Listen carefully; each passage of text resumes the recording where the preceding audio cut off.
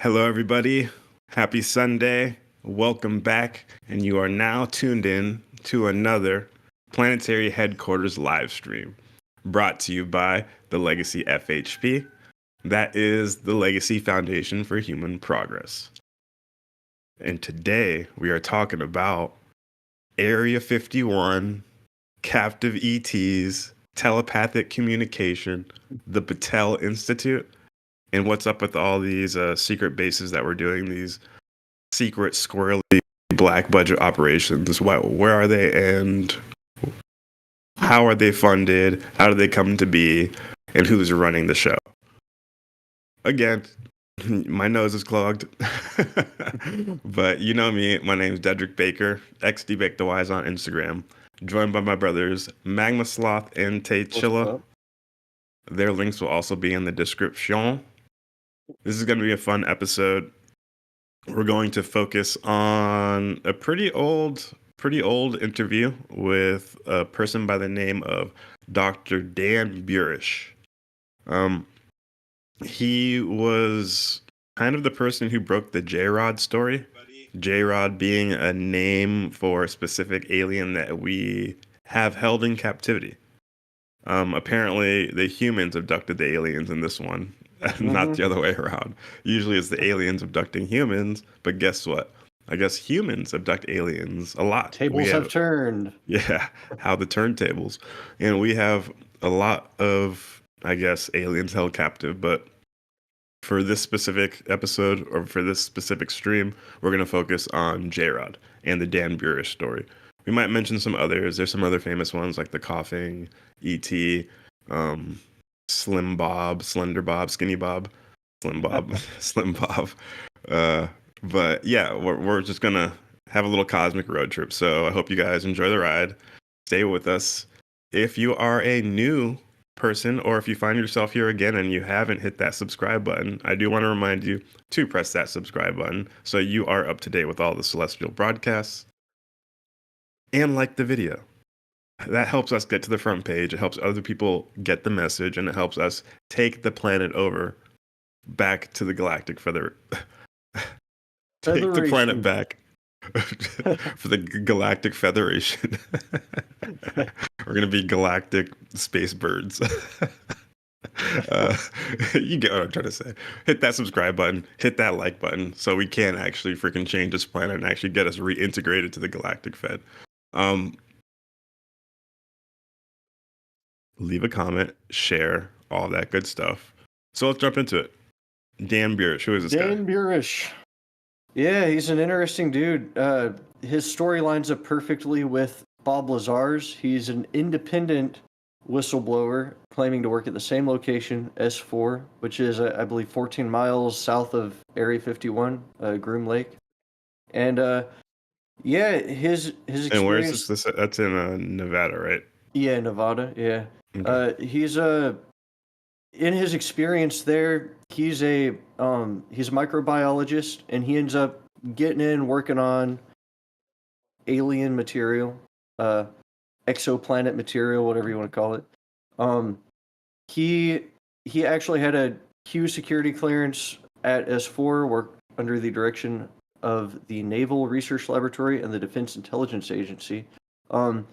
Prior to that, in the 90s, he was employed as a biowarfare specialist during Operation Desert Storm, and he was also the youngest person to be brought on as a member of the Los Angeles Microscopical Society. So this guy's legit. I believe he graduated as a microbiologist from some university. And yeah, I guess he was born in California in 1964, studied microbiology and psychology at the University of Las Vegas, Nevada, graduated in 1986 and earned his doctorate in microbiology in 1989 from New York State. Bro's got a doctorate. Yeah. Legit. Just to back up what you were saying, you were going in. Yeah, and his account is fascinating. Whoa. Like, we can hear that, Taylor. What, your feedback? I hear something. Oh yeah, yeah, I hear that too. A little feedback. Yeah, this What guy's do you hear? Is it account. just feedback? I don't know. Is It's it me? I don't think we're picking up some Oh, it alien was me. signals Sorry. on the That was me. transmission. Something started playing on my side. I thought it was Taylor on the live stream. Whatever. The What's up, voices, they're everybody? back. Good morning. Been one of those. All right. So we're talking about this Dan Burisch guy. So Dan Burisch, yeah, his account is fascinating. Like he provides a lot of detail of S4. With his account and Bob Lazar's account, we're actually able to visualize what S4 actually kind of looked like. We got a few things for you today. We got this interview with Dan Burisch. He actually describes his contact with this alien being, J-Rod, as they call it. He ends up, I guess he's not allowed to talk to it, but he ends up building a psychic bond with this alien and becomes good friends with it. Kind of interviews this alien, gets some cool insights. I got some spots on Google Earth where I can kind of show y'all this location. I guess I could go ahead and screen share now while we're at it. We'll give a little background on where exactly they are, or they claim to be. Yeah.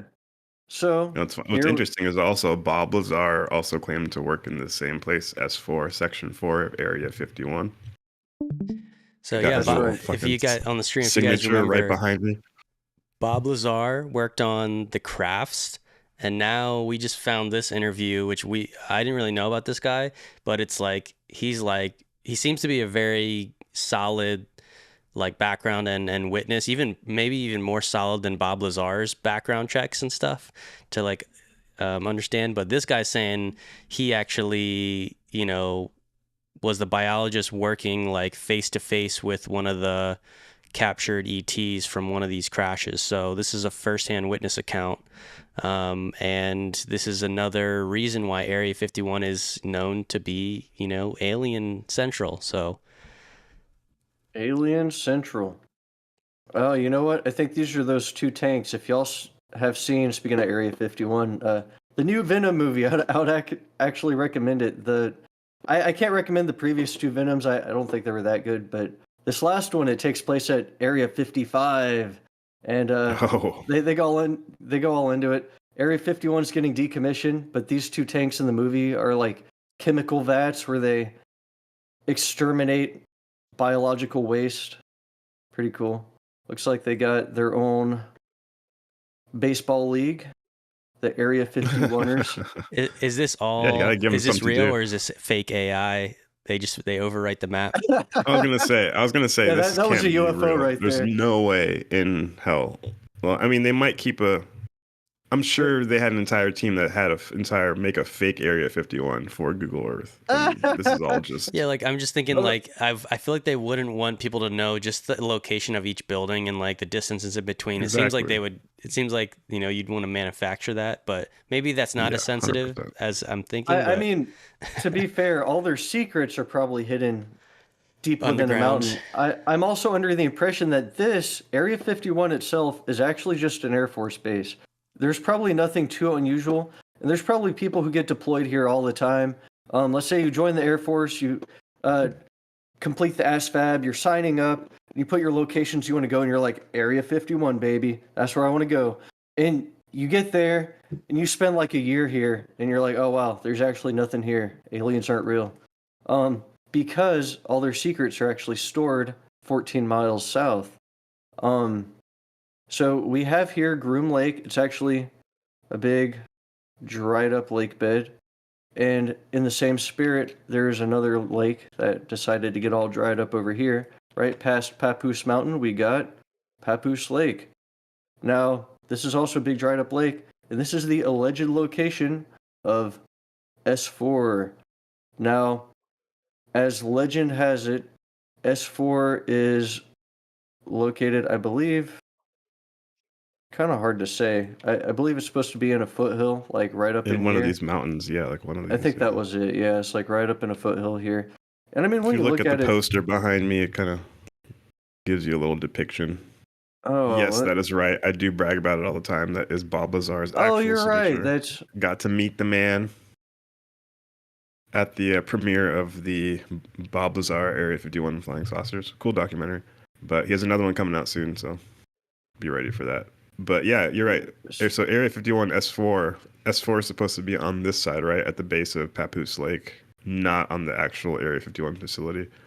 yeah, that's right. So it's 14 miles south, and although we can't actually see any evidence of an entrance to a base here, I almost wonder if they copy and pasted some picture of some bushes and grass, and dirt, and just like pasted it over somewhere. I don't know.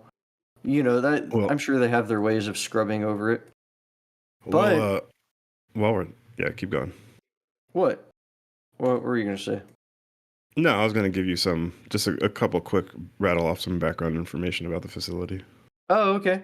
Well, I was just gonna point out, check this out. As you're looking at the lake, you can see tire tracks all over this thing. Good You observation. can also Oh yeah, see people are driving out through there. Yeah. a dirt road, and it's not like an official road, it's just tracks left in the sand from people driving on this repeatedly. And as we follow it, keeps going, keeps going, keeps going. Interesting. As we follow Where it, does it end? goes to this dirt road. I bet you can't guess where this is heading. This is the yellow brick road. It is the yellow brick road. Here, I'll just zoom out. Whatever, I got lost. But it heads to Area 51. So, Okay. my question is, why are they driving? Yeah, you can see they got these dirt roads all over. Why are they driving 14 miles south to this dried up lake bed? Like, what purpose does this serve? You know, why? And they're such regular tire tracks. It's like they drive here all the time. Fans out in all directions. That's Do weird. they Don't they just just come out fly? here to do wheelies or something? Just have Don't they have fun? like helicopters and shit? Yeah. I mean, to be fair, this is probably perfect range to be able to fly stuff around. I mean, I know that's the whole point of the range and this whole area is to have an Oh yeah. airspace.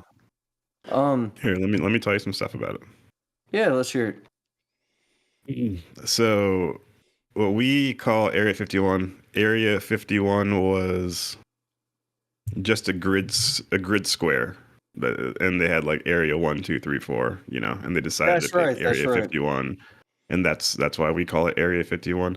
It's actually called the National Classified Test Facility. That's the real name for Area 51 in the government. Um, it was bought and funded directly by the CIA.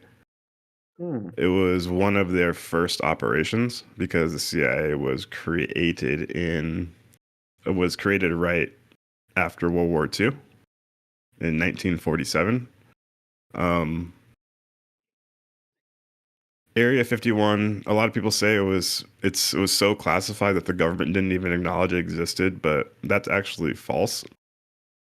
Um, the CIA wanted a cover to buy the land, so they bought the land through the Department of Energy. Back then, the Department of Energy was called the Atomic Energy Commission, the AEC, but they have since changed their name to the Department of Energy.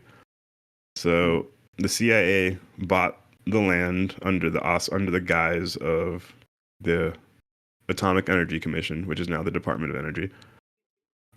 This is important to remember because the Atomic Energy Commission has its own type of government security classification that exists outside of congressional and executive oversight. It's one of the few cryptic things that has this ability. So there's an Atomic Secrecy Act and like a National Secrecy Act and executive.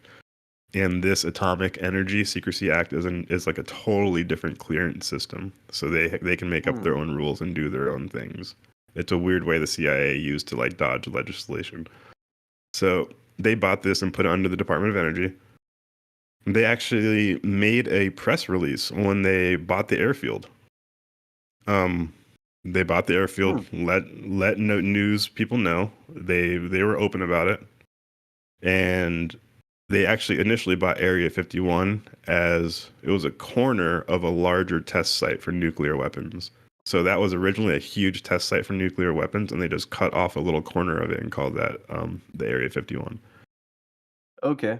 When it first opened, within months of it, people started talking about it in the news, people that work there, and it attracted a lot of attention. In November, an Air Force plane crashed, and a lot of officers and scientists were killed in this crash on the way to the base, and it brought a lot of attention. It was the first time a lot of the public attention was brought to it. What 'Cause- what time frame was this? What year was this? I think this is November of. I think I wrote the wrong down. I don't know the. What was this, like the 50s though? I think so. I think this is the 50s, a little bit after its establishment. Yeah. Okay.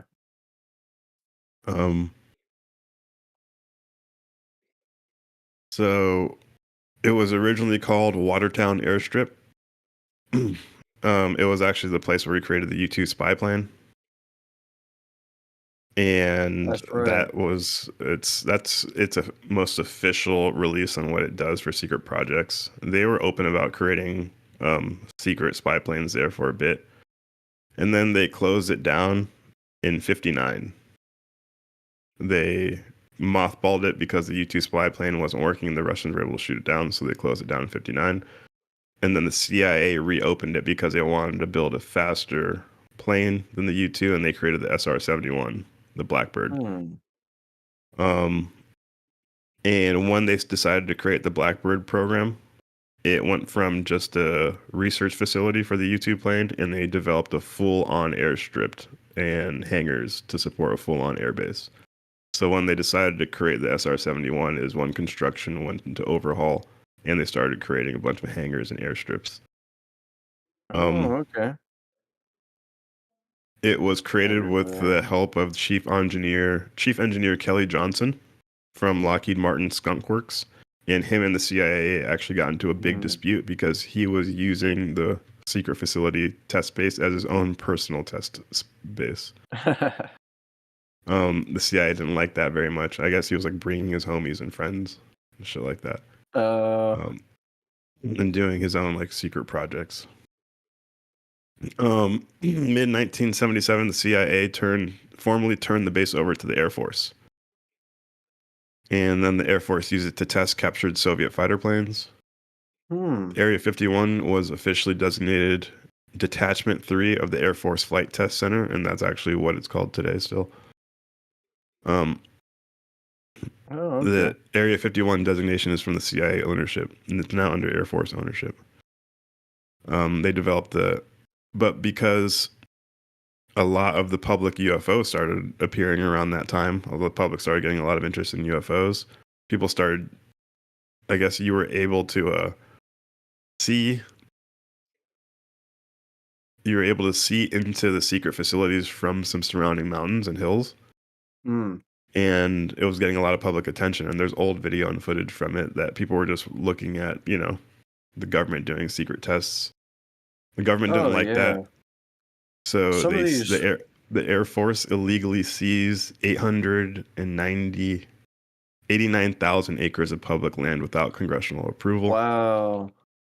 Yeah, some of these mountain ranges, I imagine if you got a good telephoto lens, and I've seen some photos kind of like that, like getting up on a peak, zooming in, and although you can't see like crazy details, you can zoom in enough to see buildings and hangars and all that. Yeah. So they seized the 89,000 without congressional approval. About 10-15 years later, Congress retroactively approved the purchase or the seizure. So they legally got it, but they did it first illegally. Apparently, they actually missed a couple of mountains, even with that seizure. And there is a secret spot or a secret hill you can get to that you can still have a really good sight of it. This is where Bob Lazar would bring his friends out. Remember, he would claim that him and his friends would go out and watch the secret test subjects. That's right. This is where Bob Lazar went. It was there until the 90s. And then after that, the Air Force seized the rest of the 5,000 acres, so you could not get to that access point anymore. Now the closest point is Tickaboo Point, which is 26 miles away. And if you have an extremely long, telezoom lens on a super clear day, I guess you can get some really blurry pictures. That's really far away. Yeah. And Dreamland. Oh, you see, yeah, that's the closest. That's the closest peak Wow. that you can get to now. And Dreamland is the military call sign for the base and all the restricted airspace above the base. Oh. And if you go to Tikaboo Point, you will be filmed, and there are CIA operatives waiting at Tikaboo Point. Wow, probably they won't all do around anything, here. but they won't do anything to you, but they'll just observe you. I mean, Area 51, the town nearby, is a huge tourist destination. Apparently, I've heard people describe just driving through there, you're almost always being kind of stalked by murdered out black SUVs, or trucks, or just unmarked white trucks like Ford F-150s, but they'll just follow you around. Make a turn, they'll follow you, and you turn into a parking lot, they'll keep driving. And people commonly report that being kind of stalked and followed while they're driving around this area. I got something pretty cool to show you. Now, although you can't actually see the S4 site here at Papoose Lake, maybe because they edited it out, I don't know. 100% they edited it out. But just a little this way, we kind of travel through these ridges here. Some people on the internet have discovered I was gonna ask, what's up with that Pikachu face? what looks like a UFO hangar. Does it not? What is this? There's a Pikachu emoji there. You see it? Yeah, Yeah, I saw it when he was zoomed out, and I UFO was like, hangar. what is that? Oh, somebody dropped. Yeah. Somebody made a location. That was me. Location for I it, put yeah. that there. Oh, I dropped I mean, that there. yeah, I would say it's a storage facility of some type. I don't think the government would let a UFO hangar be on Google Maps. Yeah, that's true. But I mean, look at how you can see. Okay, you can see ventilation coming out. So obviously, this is a tunnel that goes really deep in here. So Yeah, maybe it's not a UFO hangar, but that's definitely something. I bet it it shows you the deep capability. into this mountain. Yeah, it shows you the capability of what they can do. And who knows? Maybe it could be. Maybe the government workers are just lazy at the CIA, and they're just like, "Whoops, we let a couple secret bases." I forgot about S5 over here. Or it's just a matter of like all the other intelligence agencies of the world have satellites to get their own data set. So it's like they're not getting, like, no one important is getting their data from Google Maps. That's just the public. Google Maps. Just looking at Yeah, that. that's true. So All we got is The blurred Chinese photos. have their own satellites. Yeah. True, and we can't see what's inside, so that's all we get. So they want to let the public know. Yeah, it's not like even if it was a UFO base, like they'd be like, "You can't come here. Shut up." I know. I'm not gonna tell Yeah. you what it is. Like, all right. Well, sorry, guys. Let me. As a little background for the actual interview. So now that we know this top secret squirrely black ops base, this is where Dan Burisch and Bob Lazar claim to have worked at. And Dan Burisch even claims to have possibly seen Lazar, which is kind of funny. He said you can't verify, but once That's he saw right. Lazar He go saw him, public, like- he's like, "Oh shit, I've seen this fool before." I think he said he saw him out in the sand with the shoes off or something like that. Yeah. sounds like Bob. Now, I gotta say, something to get excited about. Project Gravitar. They are actually recreating S4 in 3D. They got some 3D modelers working on it. Is this out yet? I've seen this for like 2 years. I know they're still teasing at it, coming out this year. Not the James Fox, right? No, this isn't James Fox. This is a That's a different different group. one. The Project Gravatar. Okay, yeah. This is pretty cool. This guy's showing he's working in Blender. He's got the terrain worked out. He actually went out and collected dirt samples to get it as accurate as possible. Yeah, that's exciting. I'm looking forward to it. It looks pretty legit. They put a lot of work into it. Yeah, it's gonna be Check sick. that I out. think That's it's cool. a film. I don't know if it's a Yeah, film. they're putting it as in well. a film that's coming up. I'm pretty sure. Yeah. Yeah, I thought this is meant for the new Bob Lazar film. it is. Yeah, that's coming out like Yeah. this year or next year. Yeah. Oh yeah, I'm pumped. And for the viewers, a reminder: Bob Lazar was in 1989, and George Knapp did the initial interview where he was using a pseudonym under the name Dennis with his face concealed, and that's when he dropped the story about S4 is a site near the Area 51, and that he was working on reverse engineering alien craft. That is the sort of breaking story on why everyone relates aliens to Area 51. It's weird that like I never asked the question, and pop culture doesn't ask the question like why is Area 51 considered a UFO alien Yeah. base? It's because Bob Lazar's story went all around the world, and it really picked up a lot of steam. He's been kind of saying the same thing, for all these years since 1989. But then I guess there's more lore in history. There's other whistleblowers. Dan Burisch is a big one that we're going to be getting into some clips here. But there's other ones. There was a recent one on Jesse Michael's channel, a Green Beret talking about being taken down into an underground facility there and being shown an orb that's like just hovering and some technology and hieroglyphs that did not look human. There's a bunch of stuff with Area 51, so we're going to consolidate it, bring it to you on the channel so that you are up to speed on this essential lore, because this is true facts. This is the most exciting topic in human history that has been also the most concealed for the last 100 years. So, You know what? I will say too. A lot of these deep underground military bunkers, even the ones we know about, like Cheyenne Mountain in Colorado, they or around Los Alamos and places like that, they have these tunnel boring machines bore these tunnels, and apparently, distant bases miles apart are still actually interconnected with underground tunnels. So you could actually have a base that doesn't even have surface access or very discrete surface access. You might not even notice. You might notice like a few air pipes coming out of the ground or something like that to vent gas or whatever. That's it. And little do you know, underground there's a bunch of gray aliens or something. Yeah, no, seriously. And the Nazis were really good at that, at building underground bases. They had them everywhere, and it took the Allies a long time to find them. And they'd be like, "Holy shit, there's an entire base underneath the ground." They had really good excavating technology, and it always brings us back to Elon. The the Boring Company. Oh It's one of shit, his like you're right. main things. He's like really good at boring underground shit, and no one really talks about it. Oh Like, god, I did not and this expect you to make motherfucker an built Elon underground connection. underground bases. Yeah. Um, yeah, I guess if you have that equipment, you can build a base anywhere as long as it's really deep, and nobody would know, and the access would be like miles away, but the base would be like deep in the middle of nowhere, and it would just look like hunting land above it. Just imagine in the future, in the year 2075, they're going back over history.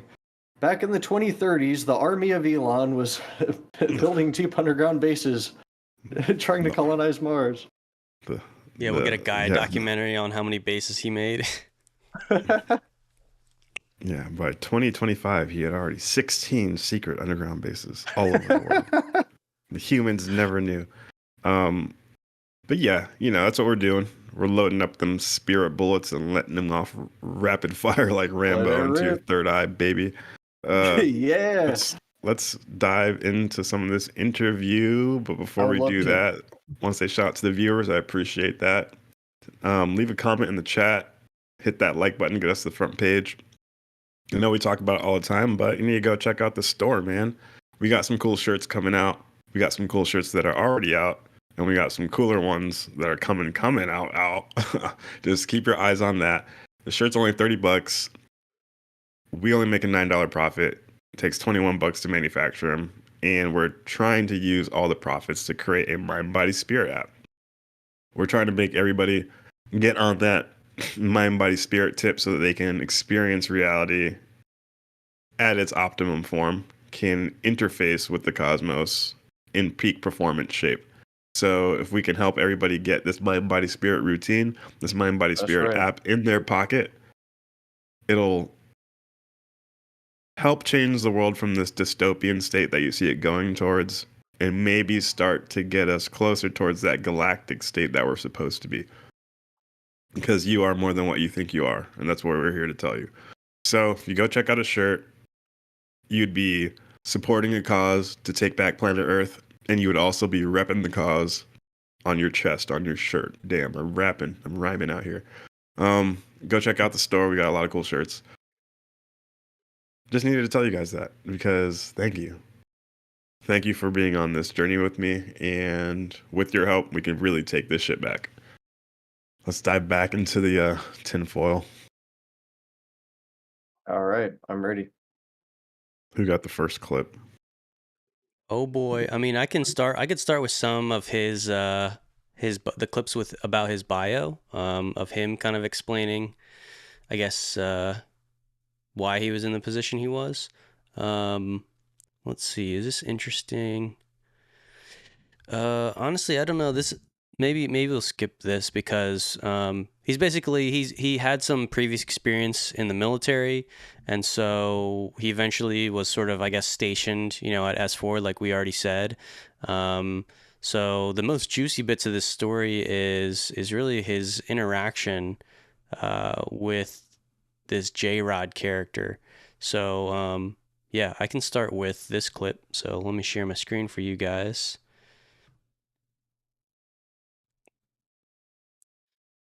And we'll get a little intro on J-Rod. Who is this alien? Nice. What does he look like?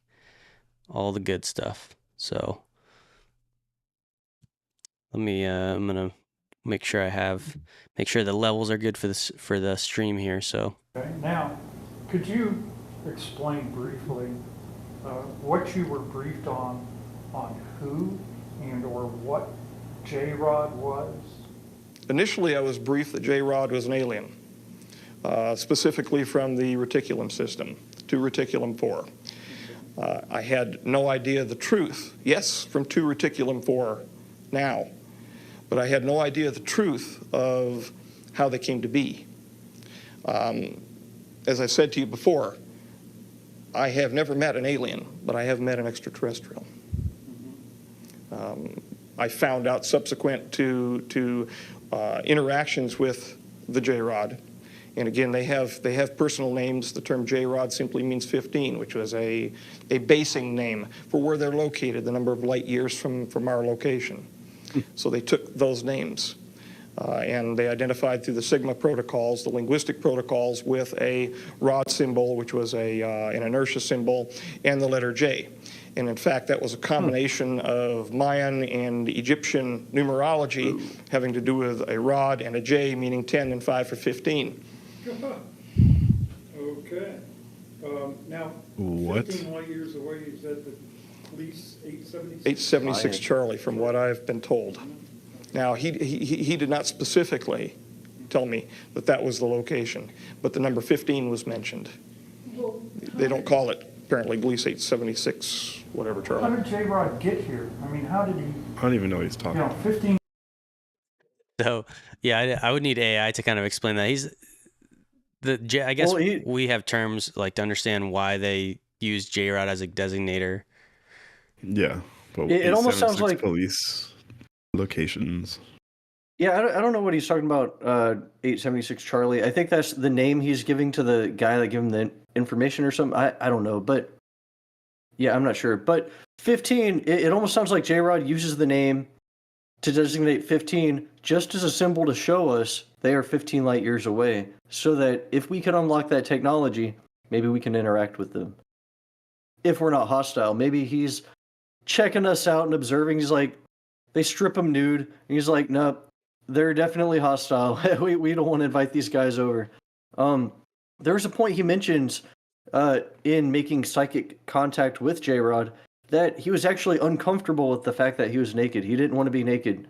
Gray aliens don't want to be naked. I guess maybe they wear jumpsuits or something. I don't know, but it's kind of dehumanizing. They treated him like an animal test subject. Yeah.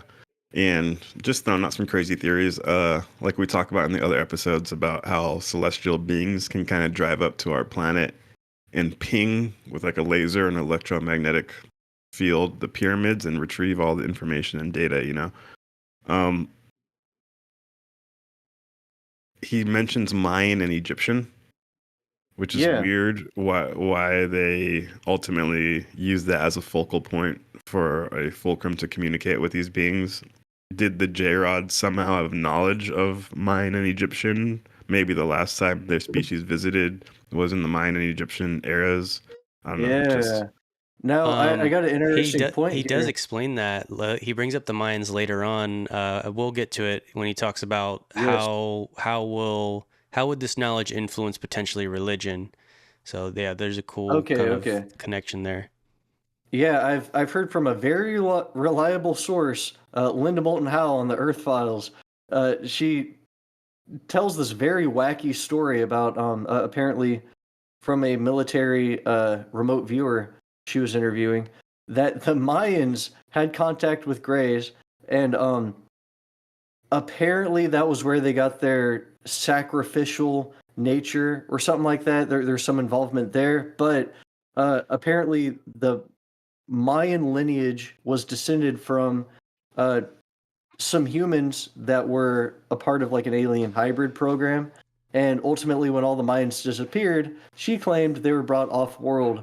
They got a Mayan world somewhere, so there's a bunch of space Mayans out there, according to Linda Moulton Howe. Damn, that's far out. I love that. I love that. I They're mean, out there. kind of checks out. I mean, you know, the Urantia book talks about the Nodites, so kind of descendants of the rebellious side of the Prince's staff. They made it from Japan, and they were human alien hybrids, and they The island hopped all the way to Peru and created the lineage for the South American kings.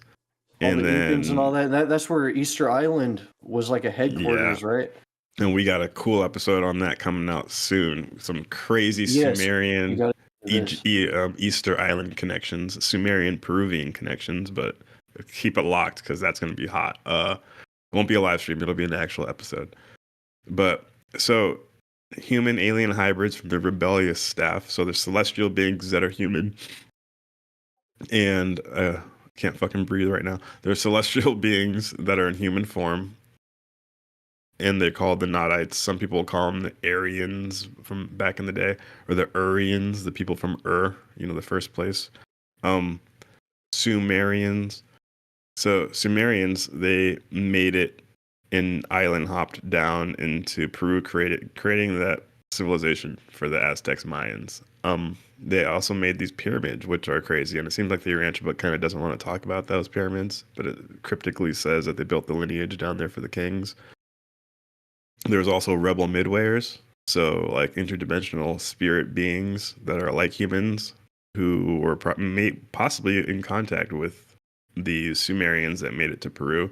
Could have helped them levitate blocks, could have told the local populations secrets that they weren't ready for because they were of a rebellious nature. They're like, fuck it, we're celestials. We know billion-year-old celestial science. Let's just teach it to the locals.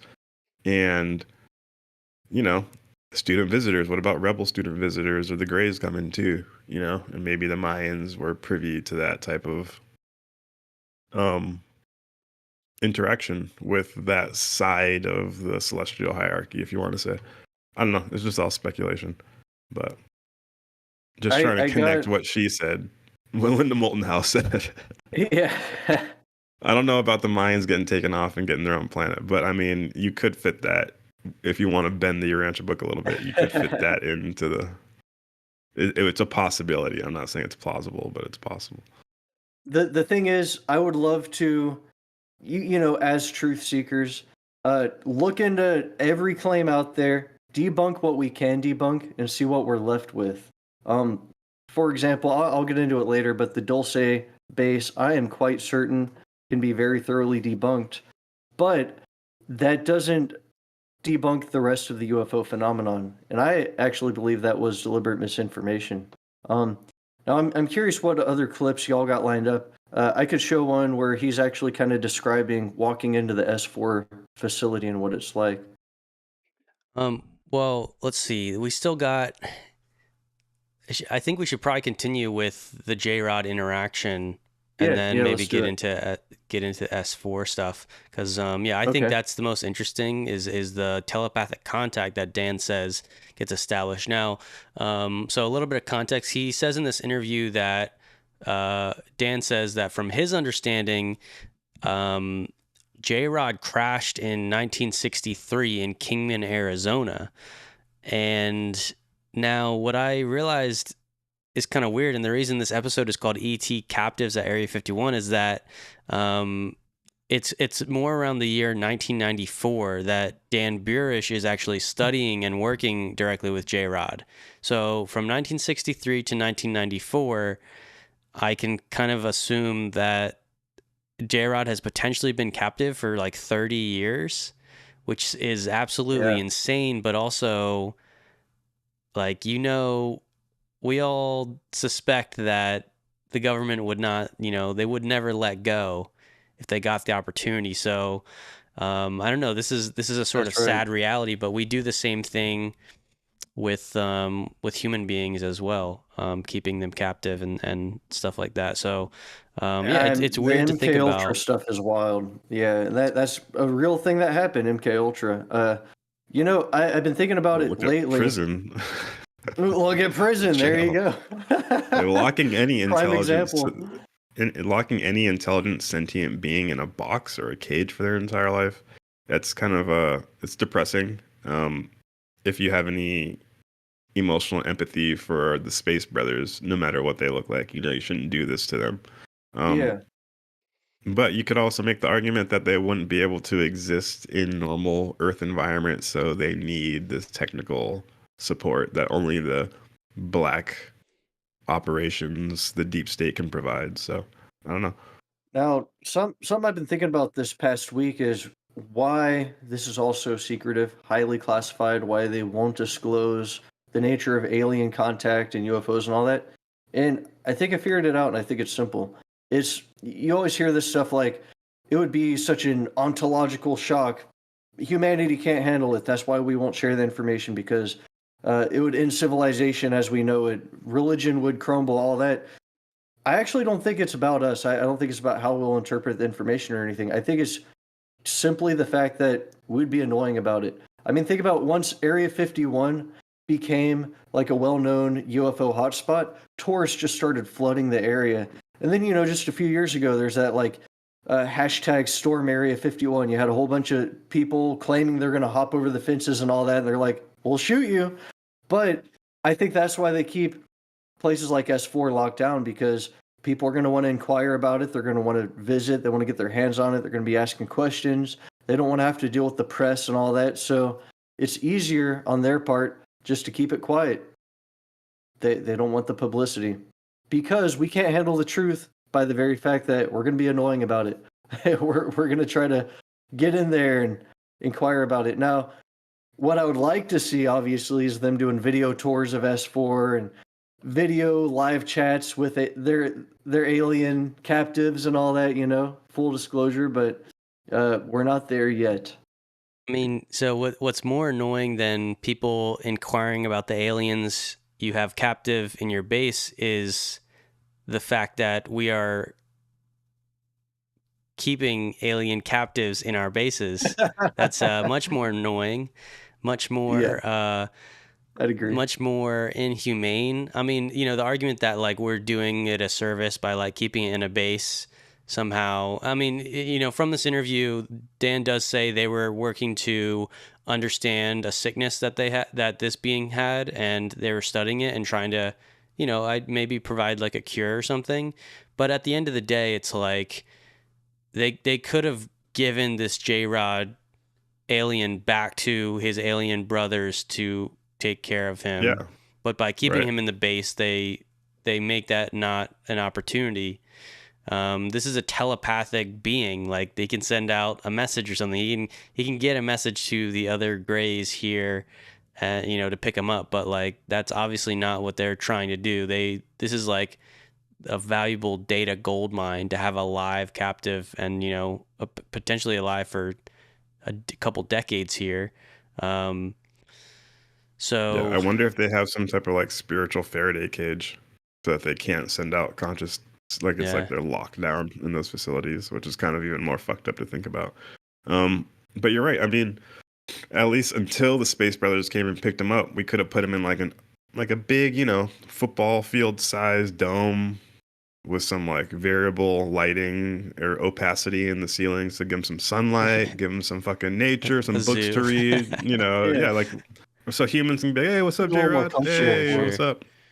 Like, but now they're keeping him in like a dark basement and hitting his arm with a needle all the time. Like, it's fucking crazy. All right, let's keep going. Yeah. Yeah. So that's the.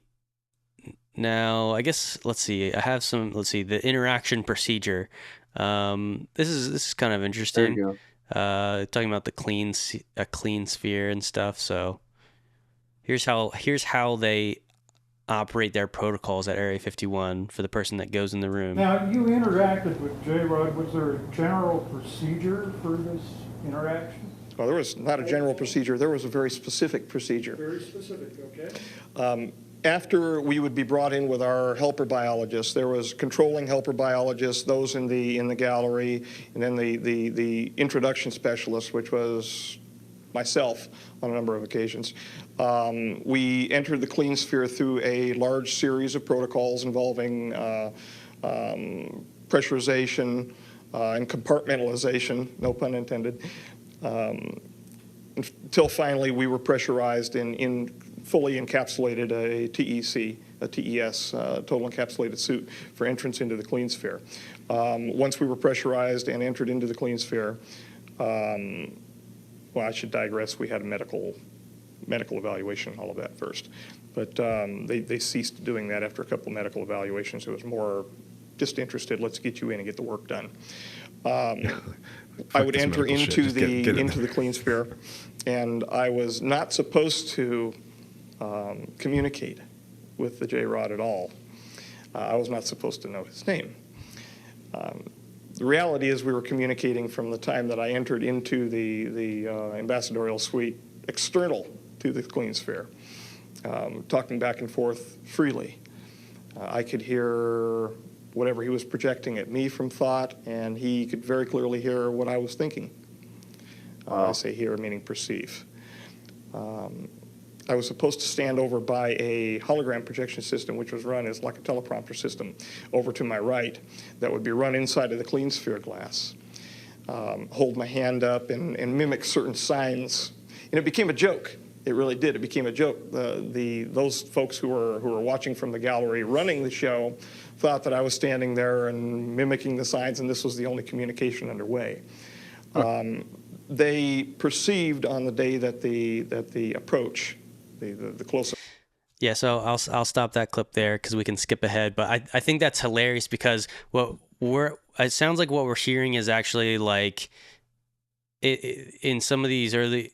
I mean, this is weird. Again, if he crashed in '63, all this time goes by and they don't know that this is like this being communicates telepathically. And so they have this like communication protocol set up. And meanwhile, Dan is talking about how there's this mental connection made and there's like a lot of data and information flow that J-Rod ends up sort of giving him. Now, he does go on later to explain that J-Rod was very selective in who he actually spoke to. And, you know, he chose to sort of open up to Dan Burisch here. And, you know, they seem to actually develop, you know, somewhat of a bond, or at least a cordial communication. Because, you know, I'm sure J-Rod knows Dan is just doing his job, but yeah. Yeah, it's interesting. It shows that only certain people may be receptive to the telepathic communication. Dan Burisch being one of them. He's obviously a sensitive person because later in the interview, you can tell he's like kind of choking up talking about the emotions he feels towards J-Rod and the bond he ended up building with this being. And it gives me this feeling that J-Rod is actually being strategic about being there. Like he's feeling out who he can trust, who he can communicate with, who he can transmit information to.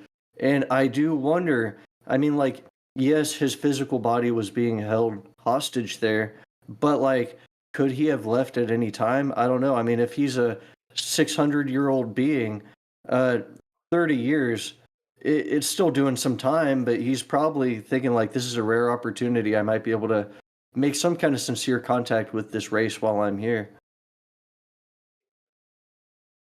Yeah. Yeah, it's interesting because I'm trying to look for a quote right now from the Keys of Enoch, but it just talks about telethought communication. and how you can pretty much create some like inductive linkage with the celestial being's mind or the alien's mind. And he says they're able to like transmit holographic pictures into our brain, bypassing the retinal image. Because like they're using their mind's gravity waves to connect into your mind's gravity waves. It's just like a biologic link that you can create through your biofield. It's kind of cool to see someone who's actually experienced it in real time talk about it, you know? Yeah. I mean, I could definitely skip ahead. So he talks about quick here appearance, 3.5 feet tall, dark brown appearance, pressurized in the clean sphere, and he explains how he calls it glycoprotein, which was seeping through the pores on J-Rod's skin, and that this was part of the disease that this being had, that they were trying to like study, deal with, potentially improve. So let me see. Oh, I think I found this real quick. If I can read it real quick. Yeah, go ahead. It says, you are a sender and receiver like radio crystal. You can actually place your consciousness on a wavelength and project your thoughts by modulating and demodulating your brain signals according to the communications network. The higher intelligence, aka the extraterrestrials and the celestial beings, in telepathic communication with your third eye, creates what Metatron calls inductive linkage between the thought forms of the higher evolution and your mind, providing immediate contact with the celestial being. Accordingly, the human mind is preset in the primary stage of creation to respond favorably to a higher language system of light. This higher language system is activated within the human mind through a polarized mental contact for inductive linkage. The language of telethought transmission contains the rebirth signals from structures in deep space and hyperspace, which are fused with the chemistry of our biologic system to educate our consciousness to understand communication from beyond our present level of reality. And just as we need this transmission to take place because the biological signals in the human body do not allow man to organically become in tune with these many levels of counterpoints, so we just need to use that higher dimensional apparatus to communicate. Pretty cool. And that this guy is probably experiencing that in real time. And there's one part of it where he says, like, the interviewer asks, like, what was it like? How did you know? He showed him what a normal alien would look like, right? And that his state right now looks like a grotesque form. Yeah, he's And then real the interviewer sickly. goes, how do you know that? And then Dr. Dan Burisch goes, because I was there. When he showed me the memory, I was in the memory. And I was like, oh, okay, he's receiving like pictographs, scenario abstracts. I actually got a very brief clip pulled up I shared my screen where he's actually describing how it feels more real than real when he's experiencing this telepathic connection. Here, I'll play this here. Okay, thank you. Just want to ask you a question about the telepathic communication and nature of it. What is it actually like to communicate with one of these beings telepathically? And what do you hear something in your head? Do you hear images, see images, or? I could hear my voice. No, you can hear yourself think. So you can interpret the- Exactly what happens to me too. Habit looking at the people there. I could hear my voice. However, the cadence, the affect was something that distinguished it other than me. It was no great booming voice from the heavens or anything like that, and I'm glad I do not have a proclivity to hear voices in my head, and have heard none since. But people could probably challenge that. But He's such a nerd. I could tell that it was somebody other than me, and I could tell because I felt drawn toward the subject that was sending the communication.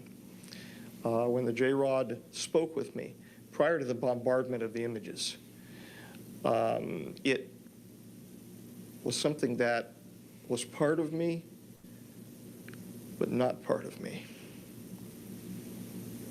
I actually felt non-resident for a moment. It was Wow. almost an OBE type feeling. And then I could feel myself pull back and experience the sound. It was physical. It was more real than touching an object. That's crazy.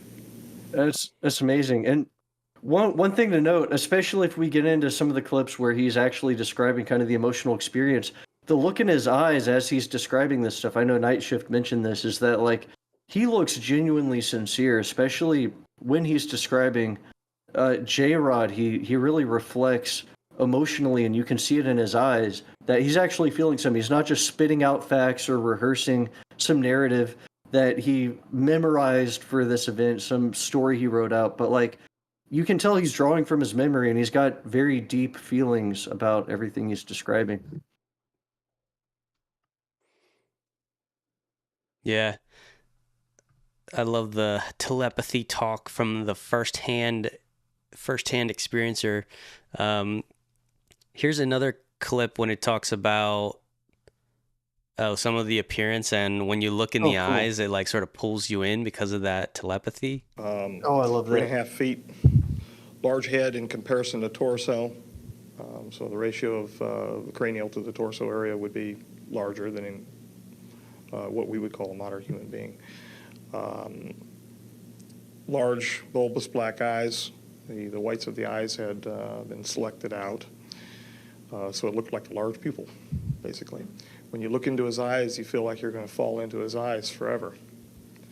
And I think that probably had something to do with the telepathic nature of his mental structure. Large arms, large length. 4 very thin, sinuous fingers. Nails, not as long as presented in some of the images that you've showed me in the past. J-Rod's got those puppy eyes, those hypnotic puppy eyes. They just pull you in. I don't know if we'll get into it later, but that Reddit post that was also describing another biologist or geneticist going over a supposed alien body, and he was describing similar characteristics. There's a little bit differences, I guess. He didn't say it had fingernails, but there's different types, different species, I guess. Yeah. Should I play the clip about how he felt captive, were you gonna continue saying something, D-Big, there? No, just talking about everything we've been talking about lately.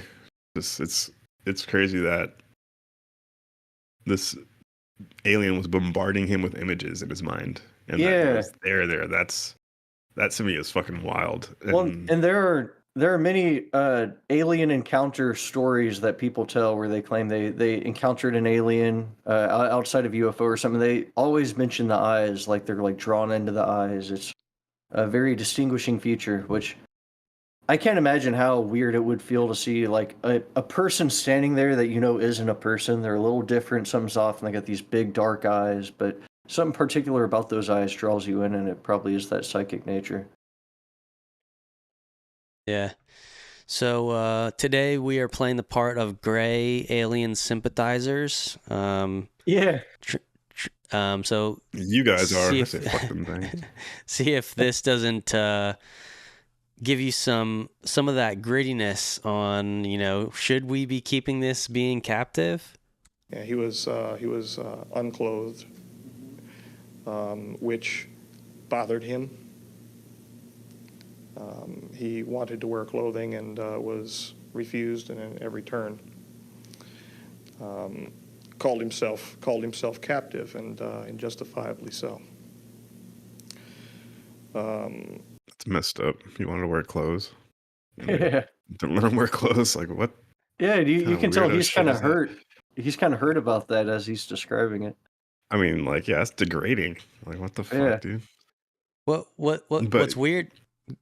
Like our typical picture of the Greys is that they're not wearing clothes. They're just like, it's Yeah. gray skin. However, you guys keep saying grays. I never got the image of a gray when I Okay. was listening to this. Because he kept saying insectoid, yeah, and dark brown insectoid. skin. Well, But yeah, because he says it he had says dark big brown head, skin, but he so it doesn't wasn't say even like big gray. ovular head. He just says like a big True. head. Okay.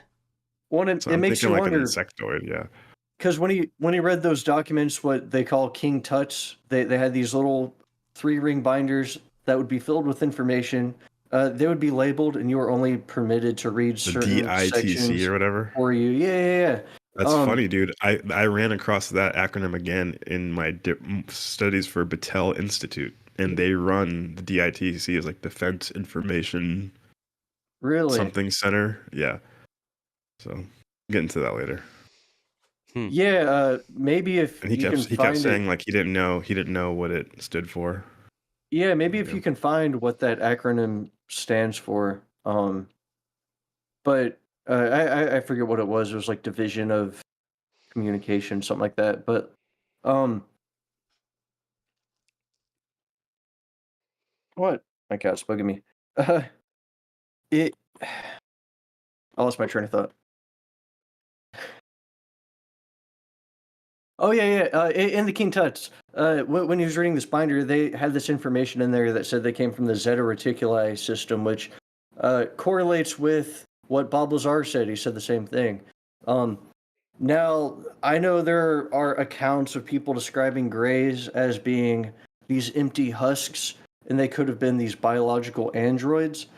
Maybe that is this race has created some kind of biological androids. I don't know. And then with all the stories of cattle mutilations depicting these Greys as this sinister kind of force, experimenting on humanity, having some agreement with mankind. I know Dan Burisch mentions somewhere in this interview there was some treaty, and the race that J-Rod was a part of was left out of this treaty, or they weren't part of the agreement. So maybe it's a Yeah. different race, or maybe because Okay. they're a spacefaring race, they have offshoots, like different cultures or something like that. Yeah, I put the link for the DTIC. It's the Oh, cool. Defense Technical Information Center. Nice. I guess it's a repository of all of the DoD information and like research. It's just like a database that they store all their files in. So it would make sense that the King Tuts had that on the front. Defense Technical Information Center. And it's cool. He saw that on the binder, but he didn't know what it was or what it meant. So unless he's lying, that's a cool little information bit that we can go back and look and, preserving knowledge, connecting people, inspiring innovation. They got this whole thing about, Defense Technical Information Center. They got this whole thing about their whole purpose is basically collecting data for the Department of Defense and stuff like that. So yeah, they would be the people housing these documents. Yeah. And I like what you're saying about, the gray form. It's been speculated that there's a lot of different types of grays, and not all grays are the same. There's some good grays and bad grays. If you want to go deep into the UFO lore, and then if you want to go super deep and say that, like, the human image, what we are, is like a special divine type of form for special purposes and gets seeded for special purposes, and maybe the Lucifer, or not the Luciferian, maybe the Luciferian creation was more of like the gray lineage, but there's also that was also a natural lineage throughout the cosmos, and they branched off because of the different evolutionary branches in the cosmos, and that maybe the treaty that you're talking about has to do with them, and this is more of like an insectoid type, but doesn't fall into that treaty, so they can treat it a little bit different. I'm just speculating. That is interesting because it would explain why all interspersed throughout the UFO lore about Greys is that they had some kind of cataclysmic event on their world through their genetic manipulation of themselves, through their own eugenics program or whatever. They kind of screwed up. They messed with their DNA, tampered with it in a way where they weren't able to reproduce properly, or there was no more genetic variants or something like that. And that's why they had to go out and find other healthy races to do genetic experiments with to try to revive their own race. It's pretty interesting. I would speculate they are probably still a part of the divine image of like life carriers, evolving animals on a world, because they look humanoid. I'm sure there Yeah. are plenty of weird ass looking people out there, octopus people and otter people and stuff, that are human looking. Maybe they don't have the exact same features, but you can tell it's like a person. Yeah. But then maybe those hollow husk grays people describe that are just like biological androids. Maybe that is like there's some kind of Luciferian take on that. I could see that. It's really interesting theory. Yeah. Yeah. Maybe Lucifer somehow copied that template to create his creation.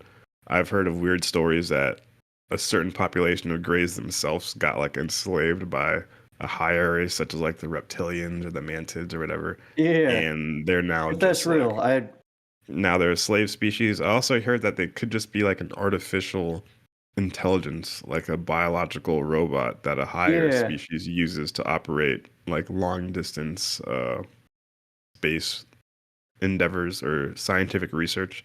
So that this higher up species doesn't want to go to this planet far off, so they'll create these AI biologics and send them in a craft to go do all the research.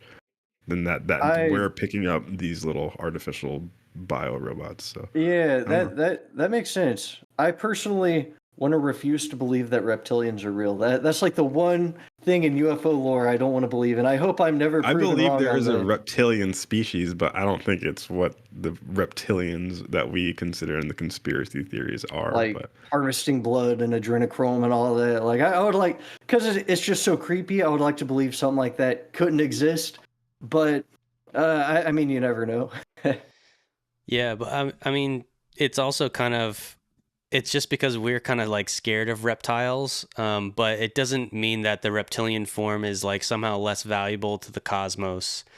Yeah, Um, that's true. so I think there's yeah, just a natural kind of divide and fear that makes us be like, ooh, but you know, they probably Yeah, look at us as lame and like not powerful.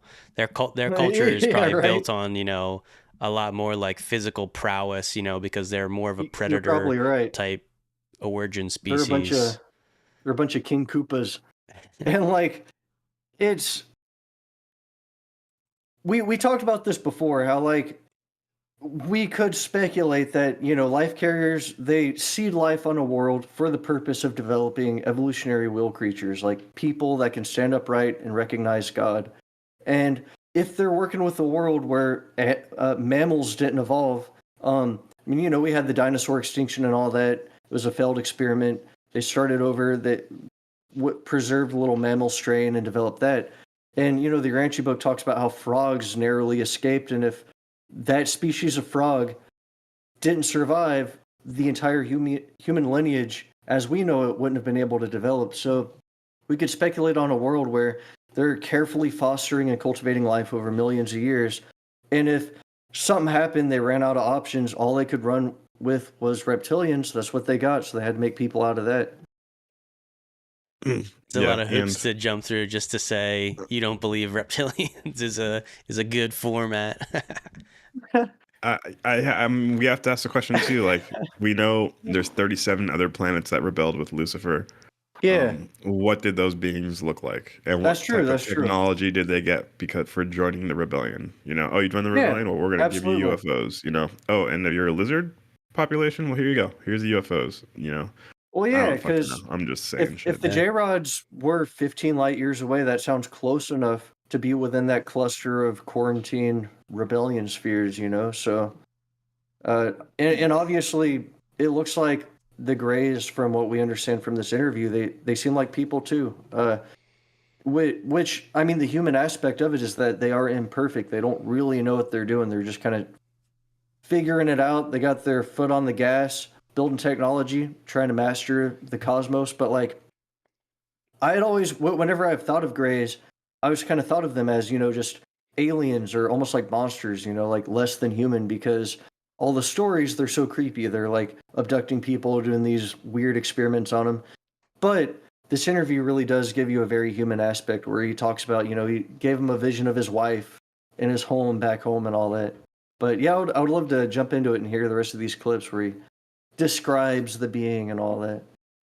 Yeah, Yeah, 100%. and like think about the diversity just amongst like the bird species.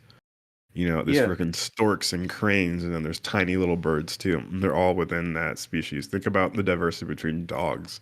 Now let's yeah, extrapolate that to like the gray species on an intergalactic level.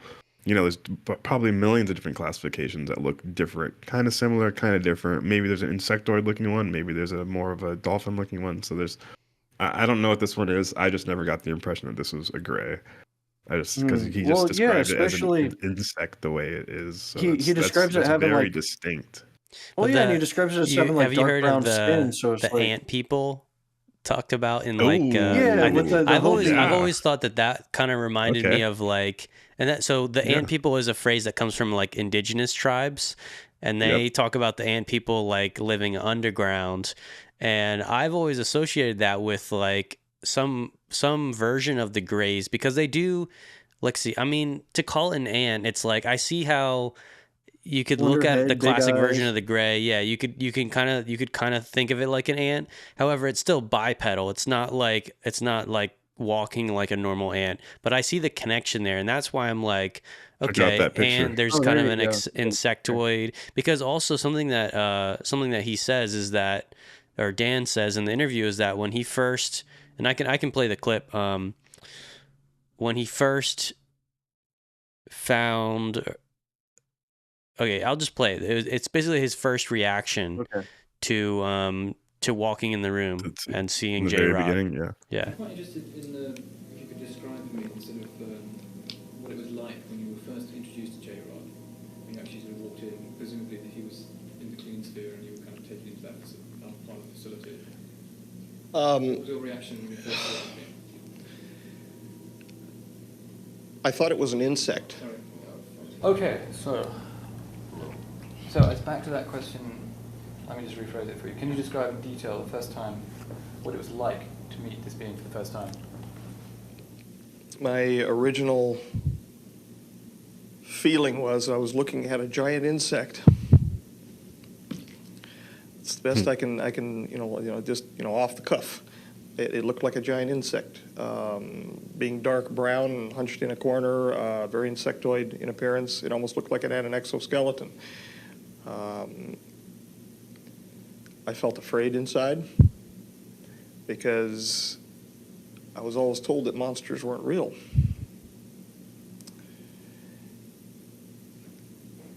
And now I find out they are, but they live in the heart of men.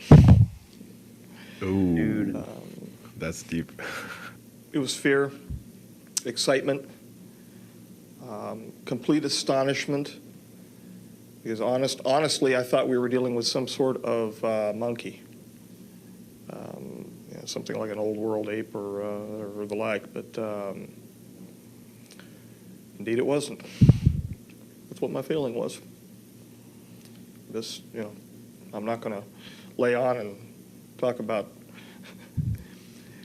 how intellectual I was at the time about it. It scared the hell out of me.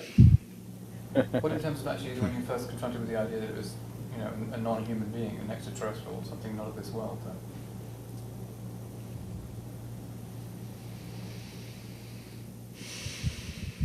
I'm trying to remember what I was feeling when I was looking at the briefing books. Because even when we were first introduced to the J-Rod, they were him-hawing around as to his origin. Yeah, so I love that he's like, it's the same like hoops that he's jumping through in his head. Like a lot of people, when they first get into the alien subject, they also do a similar thing. Or, what we call normies is people that are not like up to speed on the reality of this subject is, they'll go to like a popular phrase of like, what if aliens are us from the future? Yeah, Weirdly enough, this case kind of gets into that. Oh yeah, at the end, yeah. I'm not a big That's when I started saying poppycock, like what he says. I'm not a big believer on that because I think I would need to understand a lot more context. But anyway, so that's sort of a side thing. But yeah, I mean, yeah, I can see, I feel the sincerity in the way that he describes this, his first encounter. He's like, is this, he's scared. He's like, is this an ape? Is this, he's being told it's this thing. He doesn't really believe everything that they're saying to him. And then eventually it builds up until like he actually becomes comfortable with this being, and this being, J-Rod, also communicates back to him. And he realizes that, like, not only is this not an animal, this is a 600-year-old, much smarter in intellect intelligent being with emotions and thoughts and intellect that has been kept in this repressive environment. And that's what sort of bleeds through in this interview. And I guess my question is, like, if this UFO topic was managed better, less secretive, less militarized, could we potentially avoid this type of situation? Because, like, if Congress has been involved this whole time with these programs, like, surely they would have sort of brought that up. Like, look, what are the conditions for when we keep these beings in our custody?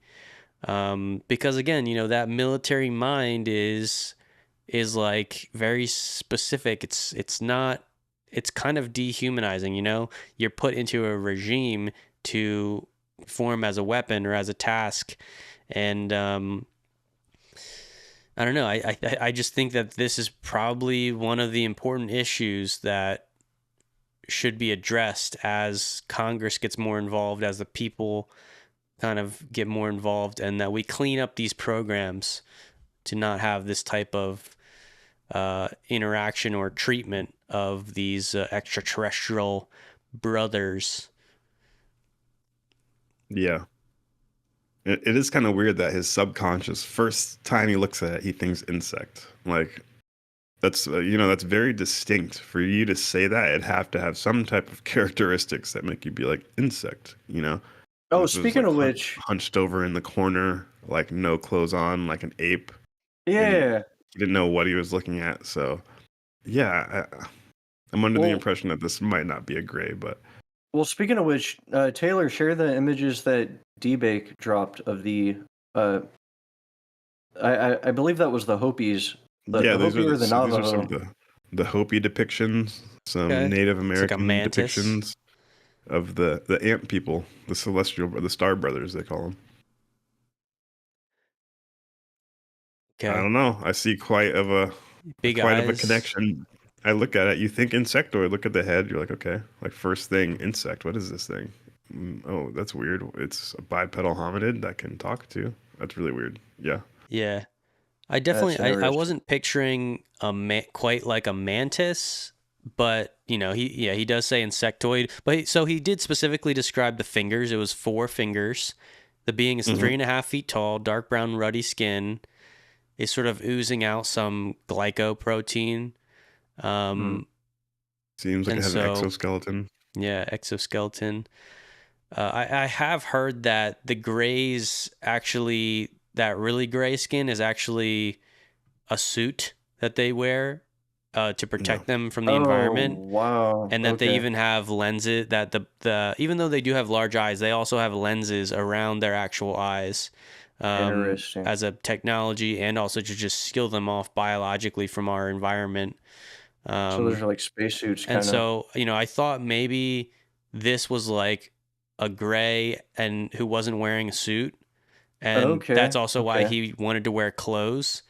Because I was thinking, like, oh, the grays normally don't look like they're wearing clothes. Well, if what they're wearing is like a skin tight outer suit that maybe even Yeah. looks or simulates real skin, if he's not wearing that, then yeah, he would perceive himself as naked. Okay, I got something here. Di in the comments actually dropped a pretty interesting little Oh, yeah. encounter.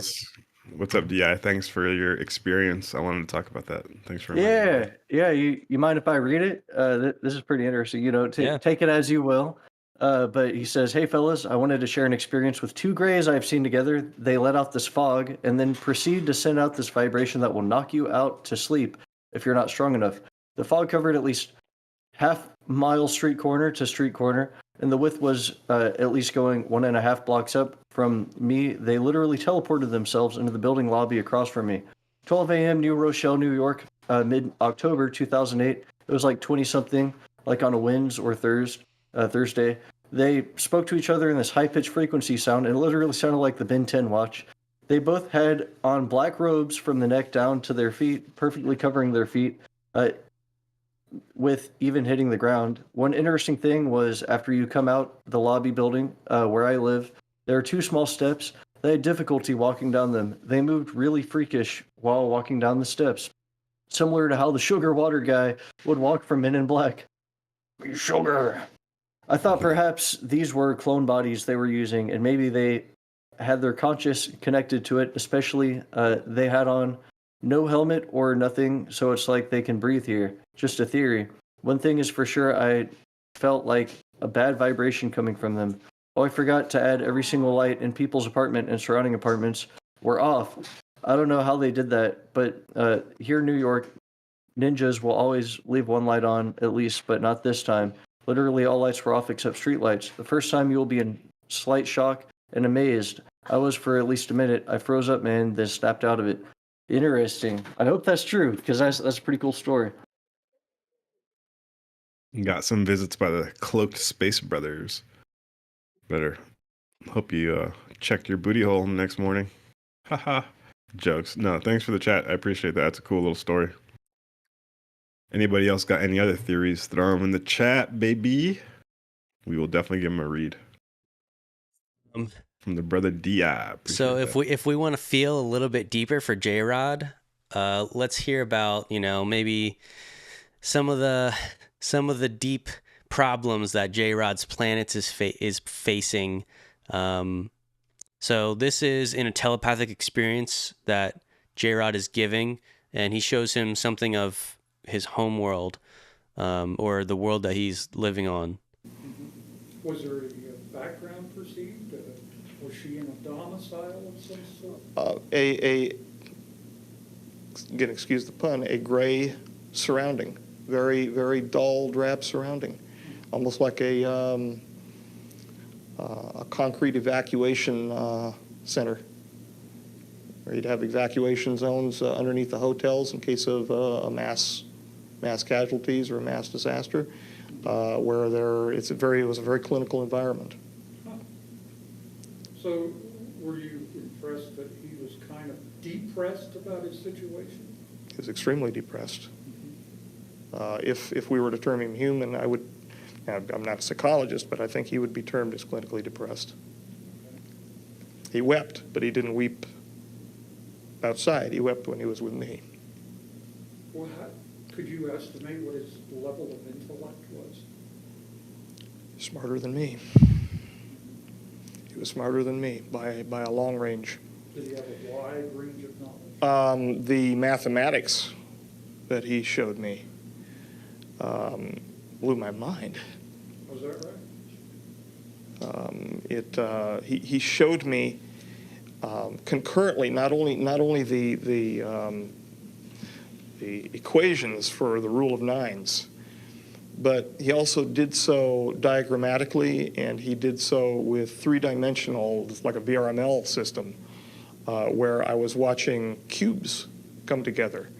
So that if I was not understanding the script, I would understand it as a child learns group theory in mathematics. Highly evolved, highly intellectual, highly repressed emotionally. When I was with him, I felt great happiness to be with him, but I could feel his great sadness, not only because of what he wanted to become, what he knew he was by being present with us, but where he was and how he was being treated. He was not part of the group that has to be catered to involving the T9 treaty that was just signed. He wanted to help. He was willing. When I went in, for God's sakes, I took well over, nearly 300 individualized aspiration samples from his neurological system. He would hold his arm out for me to take them. There was no pain medication. And whenever I would fire the introduction system to remove the sample, it was an aspirative avulsion system, he would cry, and then he would just stand there and look at me. Damn. Ouch. If you The go for dark another secrets of the deep state. minute or two, he actually talks about how J-Rod was clinically depressed. It played that. He said that already. That was in that Oh. clip. Yeah. Why? Oh, okay. Oh, because I got My timestamp is from the Vimeo copy. You're probably on the YouTube copy. I don't know if that's what you were referencing, but yeah. No, he said that. But okay. shoot, man. I mean, that clip made me want to like. I mean, surely J-Rod. I mean, I hope J-Rod is resting in peace. I hope he's not still in a prison at Area 51. Yeah, right. But I feel like we should like hold a memorial or something in his honor. Memorial for J-Rod. He sort of, he said right here he wanted to help, but he was also, very sad about, his situation and circumstances here and his situation and circumstances back home. So I can only hope that maybe the study that we did will eventually come back around to help these beings in some way. That's all I can hope It's a nice for. sentiment. I'm more on the bandwagon of Starship Troopers. Fuck the insects. We're going to war. You've never seen the historical documentary of Starship Troopers? Yeah. No, it is shitty. We shouldn't be treating the Space Brothers this way, no matter how they look. We can barely get over racism here on planet Earth. Now we're extending it out to space. Right. So it obviously shows that we need to evolve in some capacity on a spiritual level, especially if we want to be integrated into the Galactic Fed. I mean, if every action we take is part of our application for the Galactic Federation, for the cosmic government, they're watching us just torture aliens. They're like, nah, they're not ready. They can't. We can't let these motherfuckers up here. The one point that you did play right now, which I was actually going to play after you, but you already played it right here, is he gives a lot of insight on the telepathic process by showing him literally a holographic image of blocks. Like he tried to show him the theory of nines or whatever, the law of nines, the rule of nines, and then if just to make it easy, like just like a little kid, how you show a little kid addition with blocks, 1 block plus 1 block equals 2 blocks. Yeah. And he showed him the rule like that in like holographic 3-dimensional. And him saying that just reminded me of this paragraph. Say it from the same part on the keys. You're not going to read it real quick. Okay. It says, thus, telethought communication provides a superior lettering using primal divine pictographs, which allow for a biological reprogramming between layers of consciousness. This method of communication provides a capacity for information transfer through these projected geometries of light, which take the ambiguity out of sound vibratory language and give language a greater meaning and versatility for diversification and function in life. Hence, telethought communication is also able to directly imprint suprabiological instructions, which are projected into the body of man in order to permit the appropriate biological programming. And this is an interesting part. Once you have been polarized by the light patterns and can receive telethought communication, your biological form may appear the same, but your body can work with multiple biological environments in a 3-dimensional layer of physical reality. So like you're forever kind of changed if once you receive this. It says your biological cells and probably your spiritual circulatory system is probably turned on in some way. A gene may become active. I'm not sure, but it's describing exactly what's happening to him, receiving super biological information through mental pictures, and he's able to perceive mathematics almost in a way that I try to tell people you have to be able to see math. Like once you can see math and you can understand the concepts and see the concepts as pictures in your head, you actually see what's going on with a mathematical equation as opposed to just it's a formula on the paper. And once you're able to see how the concepts come together or how the blocks come together, then math becomes easy. But you have to be able to see the mental pictures because trying to understand it just as symbols on a piece of paper is a lot harder. And that's what he's explaining right there. So, I mean, I guess it's just like someone who can see math and is very articulate would be able to explain it to you, but instead just transmitting it into your brain. It's really cool. It's unfortunately it was in that situation, but it's just showing how these psionic capabilities that we talk about all the time on this channel are real, and they keep popping up in every little testimony that we see. And we're like, okay, this is a real thing. So what do you call it? Ideographic pictograms? yeah, ideographic cybernetics. Ideographic cybernetics. Yeah. That's Pictographic really cool. communication. Yeah. Now, Taylor, unless you got a good clip you want to play, I got a clip here, kind of describing these beings. If you got one. All right. I got a bunch more stuff, but you'll probably hit some of the stuff I got too. So Possibly, yeah. Okay, go ahead and share my screen here. oops, watch my own stream. All right. Here he is describing the being and its comparison kind of to our body, and you'll actually hear some good details about the life of this gray. They excrete in a manner that we would excrete. Their external genitalia are different than ours. The females have somewhat like vulva, but they have a clasper situation. The male has a male clasper, the female claspers. And if it looks like a disc with rectangular solids that are rotated into position for clasping at the inguinal region. They do have internal fertilization. Now, this was something you read because you didn't see a female, did you? No, this is something he showed me of his wife. His wife. Wow. Yes. And how was that image presented to you? Did it appear? I was inside the image. You were inside? That's what it felt like. Like virtual reality? Yes. Everything that he showed me when this was the incident. When he projected it into me, it felt like I was there.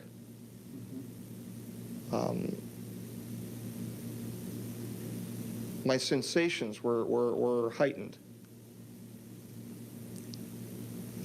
Quite extraordinary. And I know that's wild. Yeah, and he ends up talking about his. Oh yeah, he ends up talking about his home too. Yeah. Yeah. Here, I'll play the rest of this. We did just do that clip actually. He About talked the home and the clinical environment. Yeah. Yeah, no pun intended. But the reason I played that is because I mean it's kind of wild talking about the genitalia, but at the same time I feel like it's important to my book. It's really important. Well, yeah, because I feel like this detail, along with a lot of other things he describes about its cells, how different the cells are, and everything, how different its DNA strands are, I feel like this all refutes the claim that they are humans from the future. And I know he talks about time travel kind of cryptically later in the interview, but when the interviewer asks him, like, they travel through time, and he says, time is space.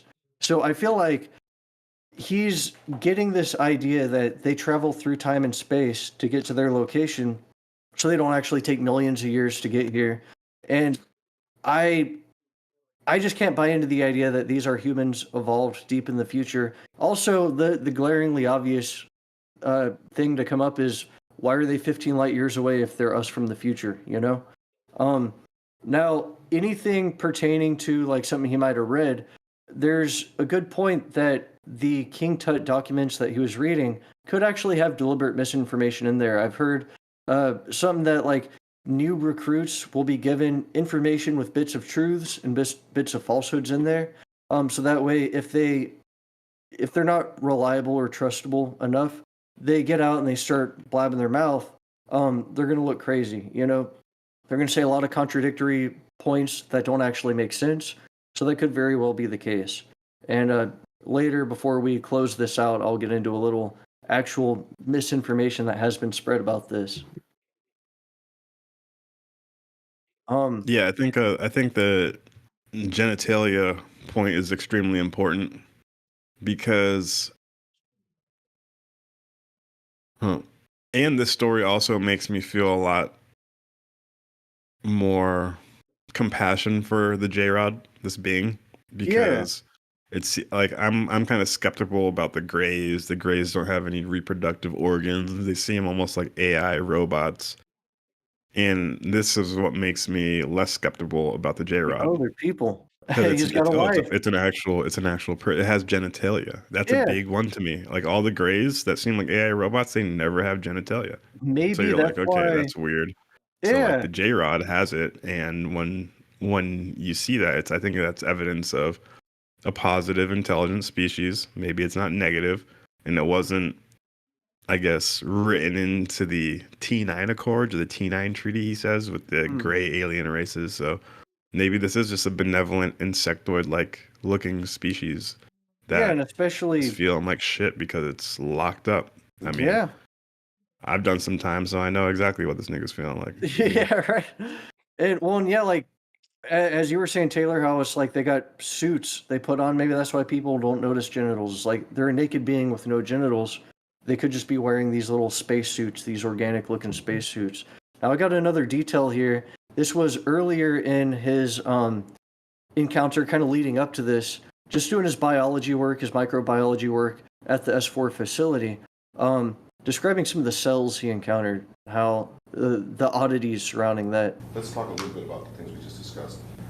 What was it that you thought you were looking at when you were looking at these slides of material of unknown origin? Well, prior to meeting J-Rod. we were looking at extremely minute microglial cells. We knew that they were eukaryotic. However, they were unusual in the sense that their cytoplasm and their internal organization, the organelle structures were fused, such as dictyosomes to mitochondria, things like that. And we had no idea what we were looking at. The original contention made by the individuals next to me was that we were looking at some type of biological warfare material, an intermediate, and they had more experience. They have more experience than me involving such matters. Now, if I look up microglial cells, microglial cells are resident immune cells in the central nervous system, including the brain and spinal cord. They play crucial roles in maintaining brain health, responding to injury, and supporting neuronal function. So it sounds like he's looking at actual cells, maybe taken from the nervous system or the spinal column of J-Rod, and it kind of leads me to believe that like the very nature of the cells he's looking at is so inherently fundamentally different from ours that there's no way it could be a human. It's maybe following similar life patterns on another world. And looking at how advanced this species is and tying that in with your ancient book cosmology, it looks like they were kind of a precursor to us. Life carriers might have developed them earlier than us. We might have more developed immune response and all that. I know the Urantia book talks about that, how they kind of try to push forward their life patterns on each successive world they make, where the serial number of our world is 606, and we're like an experimental world. They had a little leeway in how they could improve some of the life patterns. So they could have been an earlier race. That might be why they seem kind of frail and take more measures to protect themselves. I'm sure there are many other factors like the atmosphere and the conditions of their planet. But yeah, it's really interesting. They seem very alien. He talks about later, he observed they have like exposed cells that come out, like actual connections of their nervous system that come out of their fingers, something like that. So they're Yeah. able to make actual contact Like and interface interface with with the their vehicle. technology. Yeah, because there'd be too much latency with any kind of like maneuvering with A like mouse and keyboard. knobs and yeah, stuff like that. Like they need a direct mental connection with their vehicle. And Yeah. maybe not all of the grays are psychic, maybe it's just like with humans. Only certain ones are more prone to remote viewing and stuff like that. So maybe having a direct like neuron interface with your ship allows any member of their species to have like an interface with that flying saucer. Yeah. Yeah. And he said he was taking samples from their nervous system, so it makes sense why they would be getting microglial cells for Yeah. their little testing samples. I got some clips about J-Rod's DNA that might give us more insight onto cool. his being type. So, yeah, here we go. So, How successful were you in assisting this being medically? Temporary assistance, temporary relief of pain, temporary meaning weeks, temporary adjustment of muscle tone, and then flat out nothing. He got worse. The exacerbation, it got out of control again on him. Since then, there have been, and I'm not certain if he's resident there or not now. There has been a progress, we'll just say progress, involving what I was yammering on earlier about the Charcot-Marie Tooth disease, the CMT1A. Their DNA is triplex. And it's not triplex in the way that you would think of a number 3 helix wrapping around the major groove between the 1 and 2 Watson Cricks, the duplex DNA. Their DNA is triplex to the extent that there are what we nicknamed hangers. They look like they're rosettes. The DNAs look like rosettes. They're triplex and then they're braided. It's a supercoiled DNA situation. And we had difficulty even doing anything, let alone anything like a single step markers or anything like that. We had difficulty even sequencing the DNA. Our long-lived elements are genes which have been shut off, that when combined with the appropriate Hoogsteen base pair milieu, produce a different being, what we were, before they made a mistake, a grave mistake. That leads us to our next question, doesn't it? Ooh. They're from What we can do the treaty. They're from here. the treaty thing, Oh, what? Yeah, you just mentioned. Yeah, see, I don't know. Start Yeah. losing there's them. been exchanges going on for since 19, they spoke with us in 41. What's the nature of this exchange? They wish to find a resolution to the broken resonance between they and the other half of they, the so-called Orions and the Reticulans. Ooh. They also wish to, for fear of extinction, Okay. have a relief of the paraprotein-related problem. And speaking about that just for a moment, we found out that some of the disease process under which they're fighting is a PNA. It's a peptide nucleic acid.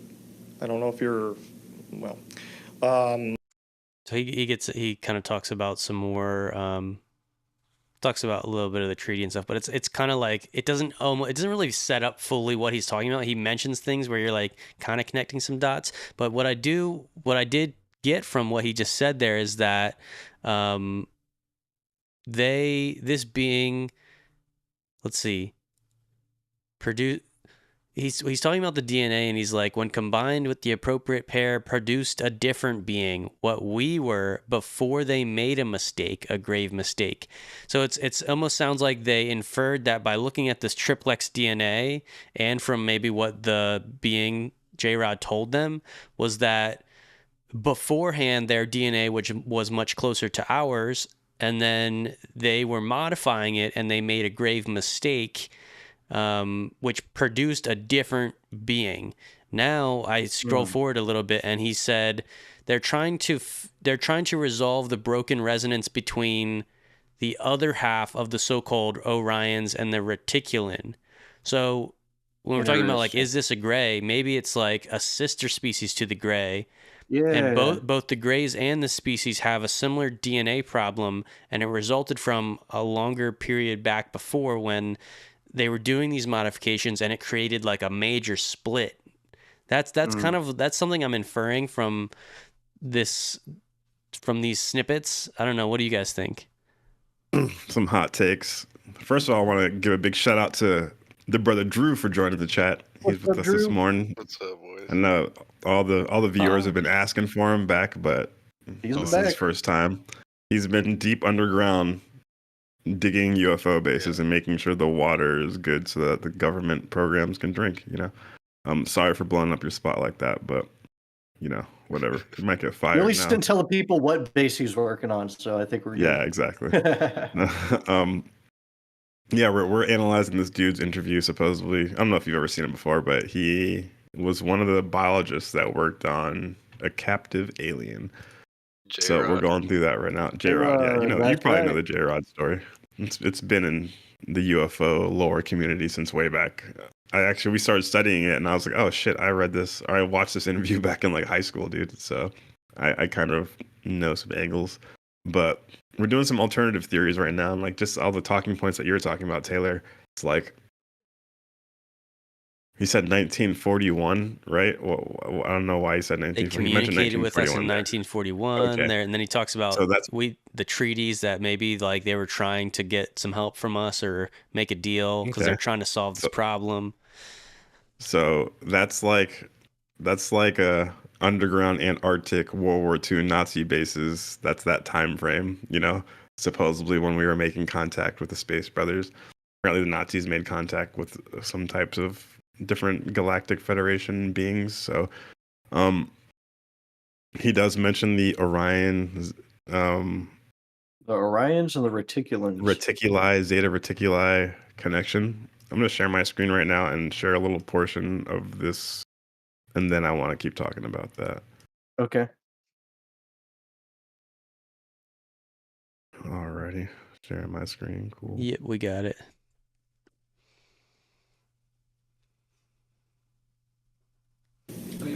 What was actually in these briefing documents? Can you explain a bit of the detail? Sure. Close-knit, very well-ordered society, one which is numerologically based, one which speaks to others that were called brothers, that I now find out are those who left on a spiritual path to another location, to the famed Duat of Orion. Interesting. That's all I wanted to play right there. Oh, that little clip. There's a lot. Yeah. There's a lot of thoughts that come to mind. Yeah, he's talking about that species being in communication with other space brothers that left on a spiritual pilgrimage to the Duat, and that's what the Egyptians call that area of the sky. So he's using Egyptian terminology again. And the Egyptians talk about, you know, when you die, your spirit will get weighed, and you have to go over the river, and if your spirit gets judged correctly by the crocodile, if you don't get judged correctly, you'll get eaten by the crocodile, but you'll wake up in the Duat, in the Orion star system, where the mansion worlds are that the Keys of Enoch says. That's right. And we know of the Urantia book talking about Lucifer, the leader of the rebellion, setting up his headquarters right next to the already established Urantia headquarters on Jerusalem. And celestial beings could literally walk from his speeches, then walk to the universal speeches and get their own opinions on whose rhetoric or whose message sounds better. And the Keys of Enoch talks about the Orion star system being where the mansion worlds are. Then when the Lucifer rebellion happened, they set up shop on the right star of Orion's belt, while the traditional threshold gate for the mansion worlds is at the left star of Orion's belt. So they set up their headquarters right at what was already a cosmic bottleneck for the ascension process. So it seems like they wanted to win over souls that are going through that ascension circuit. So this kind of backs that up in a weird way, talking about the recapitulation between the two different species in the Orion and the Reticulus system, and that he even states that they're in contact with space brothers that are making a pilgrimage to the Marantia spheres are Jerusalem, which makes sense. It's the Ascension. It's the Ascension It's highway, really the interesting. Ascension scheme. So, just gets more insight. I still don't understand if this being is from the rebellious side of the genetic lineage or the positive side of the genetic lineage. You know, like I'm sure it gets complex, but even Probably if very you're nuanced. caught up in the rebellion, like technically we are, and maybe from the outside they'd consider us rebellious species because we're from Earth. But Yeah. you know, our hearts, we're not really bad people. You know, this could be like J-Rod too. He could be from a rebellious species, but he still has a wife, he still has kids. You know. That's right. It's just like with the human race, most of the civilian population, we're, good-natured people. We have some kind of spiritual values, at least not everyone, but a lot of us. But our military, generally, a lot of the people who join the military, not everyone, of course, but a lot of people, they got this idea like, I just want to kill some bad dudes. And it's a lot more, left brain strategic kind of thinking. And because that kind of represents the human race, that would be the public perception of us on a grander cosmic scale. Uh, and, actually, a lot of really good people join the military with this idea of like reinventing themselves, becoming a better version of themselves. Um, but that military culture definitely has a certain tinge to it. And likely the Greys or any other humanoid population out there likewise has a military organization that you can enlist, go out on missions and stuff like that, whereas the greater civilian population of Greys might just be average people, Yeah, exactly. You're right. That's a good point. And that, yeah, you can't judge an entire species based off their military units that you might encounter. You know. I just had the thought that what J-Rod really deserves is a channeling of his full story and how he came to Yeah. Earth and his background, and like a high quality, like we got to contact him, if he's passed on, we gotta astral project to wherever he's at, meet him halfway or whatever, and just get the story down Get on the real paper, scoop. and we'll get his sort of opinion from the other side, like this is the story of J-Rod, and it'll be like inspiring, talk about multi-species interplanetary interactions, the highs and the lows of life, and how he sees it, all after the fact. So That's wild to please, think if about. I wonder if anyone you guys could do.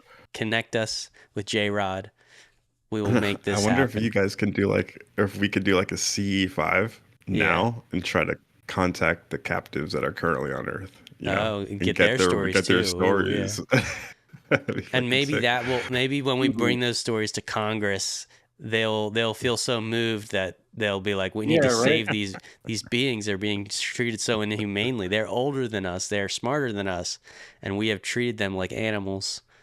Yeah, we get Dude, he contact. asked for clothes, and we wouldn't even give him clothes. That's Because crazy. what's he gonna hide a razor blade underneath his left? Yeah. Start shaking the Yeah. scientists. Yeah, let's say we contact some Greys through CE5, and they're like, "Oh, J-Rod, he was a great hero. We all recognize him. We erected statues in his honor." Oh yeah, that'd be Or cool. they're like, he was a pussy. we don't He like got J-Rod caught. anyway. Bro Oh, we crashed don't his talk about UFO. J-Rod. Well, if you have any more clips to play, I got something from this interview to transition into a final point I would like to hit before we run out of time here. But I'm curious what else you got. Do you have another clip from this interview that you want to hit? Yeah. Okay, because I know the ones I definitely want to hit is, let's see, the aliens and religion, which is Okay. like a kind of short, and then to end our talk on the DNA, I did think this is an interesting thing here. Yeah, So go this is kind of through these. short. So 100% cooperation, 100% cooperation. Oh, sorry. So the interviewer asked, like, what is the treaty? What's the goal of the treaty? What are they trying to do? Okay. And Dan is saying this. 100% cooperation, 100% cooperation in getting rid of the ERBs in exchange for 100% cooperation to solve their physical problem and to attempt their rejoining. And that's a big word, big pool at the end that I just said right there. Where that will go, I'm not sure. However, the project under which I'm working right now may help some. May help some. It's a electrophysiological resonance which is present around, in, and through our DNA, which Morphic field. it is believed by some of the more esoteric people to come via the supernal triad, the divine Sephira, The tree of life, triad. which Dude. holds Talking us about the together Kabbalah, the as supernal triad, the top intellectual and triad. emotional beings. It is that dualism that keeps us in sync with the universe. So they're out of sync and they're trying to get back. Yeah. So there could have been a Lucifer angle to that. Oh, that's interesting. Right. So yeah. they are aware of the divine triad still, and they're trying to reconnect, reintegrate to the cosmic tree of the universe. That's fascinating. Yeah, he's using Kabbalistic terminology. I put a picture in the chat right there. So he says the supernal triad. Okay. I think the AI kind of messed it up. It says superal, but it's supernal triad, and that's the top, the Keter, the Bina, and the Hokmah, which would also kind of be referred to as the Trinity, I guess you would say. So it is interesting that he uses that terminology and kind of keys at Enoch E, how they need to reintegrate with the galactic tree of life, but that electrophysiological resonance, which is present in and around the DNA, yeah, that does remind me a lot of the biomorphic field or the biofield or that template pattern that modulates cellular division. So, we're hearing a lot of the same things we talk about on the channel pop up cryptically through his speech. So it kind of lends a lot more credibility to it. I'm not gonna lie, when he did mention the supernal triad, it kind of like brought me out of it for a second, because I'm like, wait, now you're talking Kabbalah tree of life. Like, it's kind of interesting. Like, we were just talking hardcore bioscience, and now you're talking about this. But whatever. And keep in mind, that's his best interpretation of it. Like when he says they are us from the future, that was the conclusions he made based on the knowledge he had. That doesn't mean it's absolutely accurate. So you got to take everything he says with a grain of salt. But like stuff like that, that's just his best interpretation as he's figuring it out. But I mean, we know, I think we know better that they're probably not humans from the future. They're probably humanoids. Maybe even their earlier state resembled us a little more. But talking about morphic resonance, the theory of Rupert Sheldrake, I mean, y'all saw in a previous episode the footage of the flatworms and how, you can cut a head off, change the morphic field, and grow a head on the tail. And those two-headed beings, those flatworms, will reproduce and create more two-headed flatworms, even though no alteration was made to their genome. And so it shows DNA plays a more lower level role in our protein synthesis and all that, but our actual biofield is governed by some mysterious field we don't actually understand, what he calls the morphic resonance or the morphic field. And this is probably what they lost touch with through their own self-experimentation. They might be purely mechanical at this point, running off their DNA and all that, and they're kind of running out of steam. There's no more new variety going into their gene pool.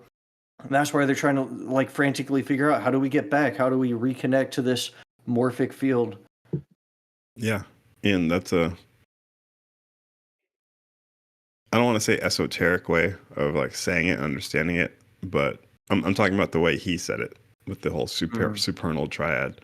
But yeah, that makes sense. I had something I was going to say, but I kind of lost my track of thought. I'm sure you'll get it back. Yeah. Well, I do think it's interesting. Oh yeah, I remember it. Fuck, I wrote that down. Go ahead. That I said like 1941 earlier, and I'm saying this is an esoteric way of looking at it from my point of view. Just again, throwing some crazy shit at the wall and seeing what sticks. They said they were making communication with us in 1941, and that there was like an offshoot, but he says that they're from here, they're from Earth, right? And I'm like, okay, that's weird that he made that like definitive statement, they're from Earth. Well, maybe a group of them got stranded on Earth in the 40s, Okay. And that's why they're from Earth. Or it could be the underground ant people that the Hopi talk about that are also from Earth but live underground, and that maybe that underground civilization was an offshoot of the reticuli or Orionese civilization. So Hmm. they are technically from Earth, but not really from Earth. I'm just trying to stretch it to make it Yeah, connect. there's a lot of And, ways like, that it could kind of actually be. Like if they had a colony on Earth and those people considered themselves from Earth and they're the ones that split yeah, off with the DNA, they're like you really exactly. need like more data and not just like a couple personal interviews. Like I think we're just in a vacuum of data so that we make these large assumptions with these tiny claims that we do have. Do the best we can do with what we got. Yeah, and you could argue that, I mean, if you look at abduction phenomena, that they're not fully physical abductions, like they'll pull your astral body out. So, I mean, they could be Ooh, on Earth, but just not in this dimension. Like, there's all kinds of good ways you point. could go with that. It's Yeah. complex, is what we're saying. There's just too much room for speculation to get anything solid. Yeah. And maybe if they say like they're us from the future, maybe he could be saying like, oh, we fucked ourselves up with this self-genetic manipulation, and we This see is you what will guys happen to going down you. that Yeah. yeah. So this is what will happen They are to where you, we and it will gets be in the translated future. as Yeah. exactly. Yeah, Okay, yeah, yeah. that makes a lot of sense. There's Well, also Taylor, what? I was gonna say when you say us from the future, the concept of future is very much based on a culture's mathematics and perception of time space.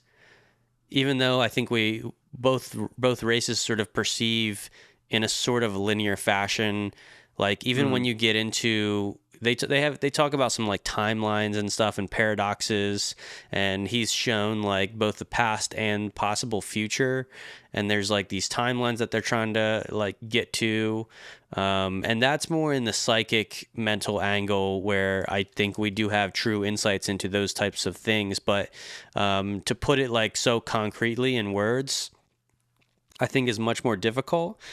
Yeah. And again, if you say, you know, we're from the future, is that just a perspective on time dilation just because of how they're X amount of light years away and the technology that they use is anti-gravity? But we've speculated before in the past that like you can only travel forward in time with time dilation, but not really backwards. Yeah. And like change events per se. But yeah, there's really a lot of angles, and I think the real kind of point of this is that like here's a physical being. It really humanizes J-Rod, you know, hearing these interactions. It also acknowledges the telepathy and stuff, which adds to that, you know, sort of woo-woo angle. Also explains some of the mental confusion during abduction cases, if they're sort of under a mental telepathic influence. So yeah, Tyler, what were you gonna say? And then the last clip I want to play is the aliens and religion. Oh yeah, let's jump right into that. Okay. So this is what Dan Shout out to the Burisch. chat. Shout out to the viewers right now. Appreciate that. Yeah, If thanks you're for being watching here, right now, Lindsay. don't forget to hit the like button. Please. Yeah, we got 15 viewers here, so it bumped up a little bit. Okay, so this is what Dan Burisch was told, sort of about the assessment on whether this knowledge should be made public, and some of the effects that it would have. Yes, people have a right to know. I mean, that's, you know, other folks have screamed that. Some of them, I think, real. Some of them phony as a $3 bill. Yes, they have a right to know what is going on. They have a right to know because this is their future. Or maybe not. And it depends upon our wisdom or lack thereof. This gets me thinking. The one thing that we've heard from the Brookings Institution study, the famous clamp study, was this would cause a great social upheaval. It would destroy our social bonds, our religious bonds. And in fact, I know I'm digressing, but I ramble. Every time an individual is approached with the issue of, would this destroy your faith? I have heard, it's my experience only, I'm sure there are going to be varied opinions, no, it'd strengthen it. It'd strengthen it. From a certain perspective, yes. From another perspective, no. The Brookings Institution was correct on a certain level. Suspend disbelief for a moment and walk with the idea that this is real. That the ruins that are present on the moon and on Mars, the ancient temples, were in fact, and are in fact, the gifts of our own progeny. Ooh, we covered. Can you imagine what is going to happen when those temples, which were prayed to as the gods, are found out to be nothing more than the creations of men, that the men themselves were those who were being worshipped? Will fall headlong into the pool of Narcissus.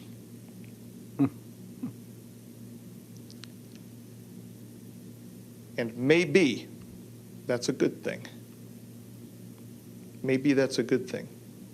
Maybe we'll find truth, love, God, in something other than buildings and stones and marble. Maybe we'll find out who he really is. Or she, Ooh. it, or just us. Ooh. So yeah, I think he's making some speculations there still, of course, about maybe we built those temples, because I think he's running with the idea that it was possibly us from the future. I wouldn't rule it out that some of the ancient temples were built by ETs. I mean, I usually don't buy into the ancient aliens thing, but especially, there's structures found on Mars. He even mentions the moon, which apparently they didn't disclose that. They found some stuff on the moon, but I mean, we covered that in a previous episode, some of the very mysterious structures on Mars. It looks like there was evidence of some intelligent beings being there. I think, of course, truth never hurts from honest examination. And as we dive deeper into the truth and we uncover these mysteries, it'll just clear things up. It'll clarify what actually happened, and it, of course, won't rule out the bigger questions of, well, who created us and what's our purpose? Where are we going? Now, before we run out of time here, because I know we got to kind of I got to roll out. get going next in couple about minutes. 15 minutes here, yeah. Like 5-10 for me. Okay. I got a final point I want to hit here, so I'll go ahead and share my screen.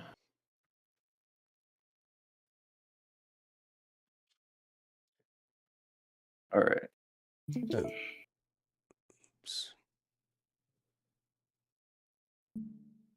All right, so I'll play one more little clip from this interview here.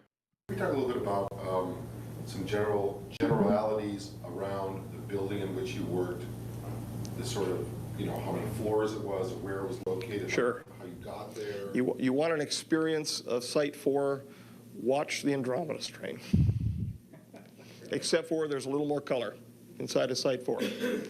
They've got a nice orange stripe on the wall, and they've got a red and blue stripe on the floor, which gives you general directions depending upon the floor you're on, and you can't move without getting stopped anyway. Now we're talking separate to the groom facility here. I'm aware of several floors at the groom facility, and then finally the majority of the hot stuff was taken over to Site 4. We're talking 4 basic levels. The first level, and they're coded 4.1, 4.2, 4.3, 4.4, and then finally where he was stored is 4.5. And that 4.5 designation was painted on the wall for him because 4 and 5 is 9. Right. That's why, in fact, they built 9 hangars on the Galileo and Sidekick levels, the 4.1 level. The 4.2 level contained the looking glass, Alice's glass. In fact, outside of the door for the major facility, there's a white rabbit with a clock. a very large, it's a statue that's probably about that tall, and it's held above the doorway. It's wired above the doorway. The looking glass, I find out, is one of the ERBs. It's an Einstein-Rosen bridge promoter. It uses some form of, this is found out, Jesus Christ, in the last 2 weeks. I'm asking the right questions there, I guess. It's composed of a spherical, spinning, arced, rectangular solid matrix of nickel, cadmium, and barium. There is a spinning disk underneath it, which is supercooled. Into this is injected into the center of these spinning, and I'm not a physicist, spinning disks, is injected an argon gas. Into that is injected some type of repulsion matter. It's a gravity repulsion matter. They are obtaining the gravity repulsion matter from the heavy materials that have been obtained from the J-rods, the 115 variety material. And apparently when they bombard it with enough electromagnetism, this stuff repels gravity, and it turns into some sort of exotic matter. They spin it fast enough, it opens, or they can see through it. And that is, from what I understand, the great prize in what's going on in the world right now, are those devices. Why do you think the British are running around Iraq right now looking for the climatological records that are just happen to be disappeared out of the Baghdad Museum with the rest of the cylinder seals? And you're going to see some cylinder seals today, too, when I show you some report. So there's a lot to unpack there. It's very interesting, like our involvement with the Middle East and what he calls ERBs, Einstein-Rosen bridges, and how that was a part of the treaty, is they want to try to prevent us from building those devices. But what I'm really fascinated in is his description of the S4 facility. Now, there's a lot to go into. I would totally recommend checking out this video here. You can find it Michael Schratt, Project Aquarius, Spectral Access Intelligence Revealed by UFO Congress. And he gives a bit of a presentation here. Now, he actually goes into, I'll skip over to this part here. He goes into what it's like when you actually visit the site S4. And specifically coming to S4. That was confirmed by Dan Burisch as the correct interpretation. Now, when you land at Groom Lake, how do you get to S4? It's 12 miles away. There's 3 ways. You can take a blue-colored Air Force bus. That's number 1. Number 2, you take a U.S. Army Black Hawk helicopter. The third and final option is a Russian Mi-24 Hind-D helicopter gunship. So those are the 3 options that you take to get to S4. Now we're flying, we've just landed. Wow. We're at the helicopter landing pad. We're now going to enter the facility for a virtual walkthrough. And you'll notice that there are some very interesting lines here on the tarmac. We have 2 parallel red lines, okay? And then there are 2 parallel blue lines. This is called walking the line. And you are told, according to Dan Burisch, and this is a very oppressive society, it's not a user-friendly area. It's not something that is a nice place to be at, because there's black guards with guns, and it's an oppressive society. You are told to follow the blue lines and do not breach the boundaries of the red lines, because if you do, ladies and gentlemen, they will shoot you. That's the level of security that we're talking about here. Now, so this video is really cool. He goes into, they've created charts and 3D renders of the S4 facility, and this is a while ago. I know now with the Bob Lazar documentary, they're revamping all of this. And of course, what he talks about, Element 115, perfectly ties in with Bob Lazar's account. They go through a map of each floor, and they describe how, as you're walking through, you actually pass by these hangars. And there are, I believe, 8 hangars altogether. In each hangar is a different one of these ships. they actually have stored. Of the So that was apparently craft that was taken from Roswell. Hangar Bay 7 again. They go through Hangar 7, Hangar 8. They have in the last. 1953. Let's see if I can find it here. Yeah, this one. We've got Bob Lazar stating falling terrestrial bay. Excuse me here. So this last hangar they describe is a. They call it the black gumdrop or the licorice drop or whatever.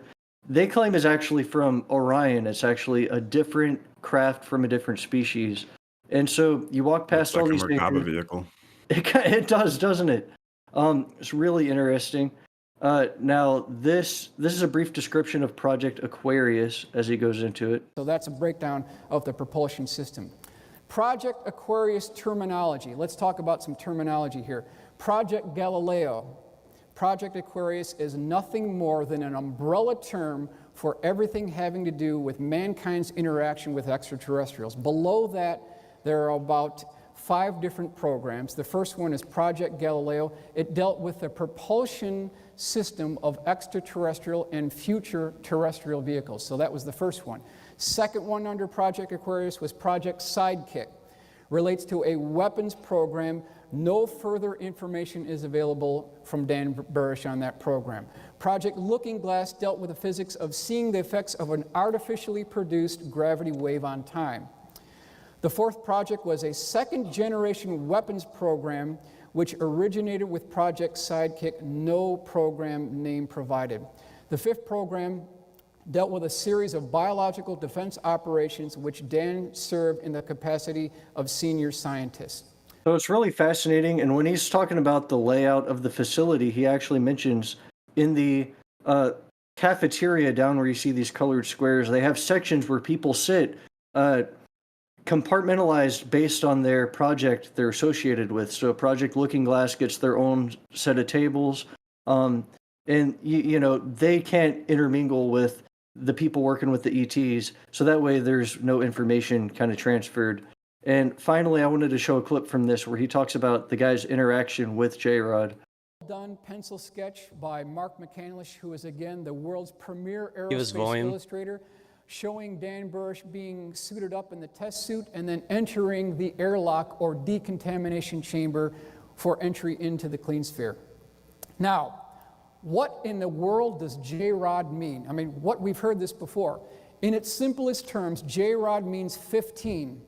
Because J on the computer keyboard is the 10th letter in the English language. The dash or rod was symbolic of the Mayan glyph that indicated the number 5. So you put those together, you get 15. That's also symbolic because he traveled from 15 light years away to get to Earth. So that's the definition of J-Rod and how he got his name. Now, 2 quotes from Dan Burisch that are very important. I'll skip He said, I have ahead here because you know he talks about what we already talked about. And he was called Kaela, a little bit of description of what he looked like.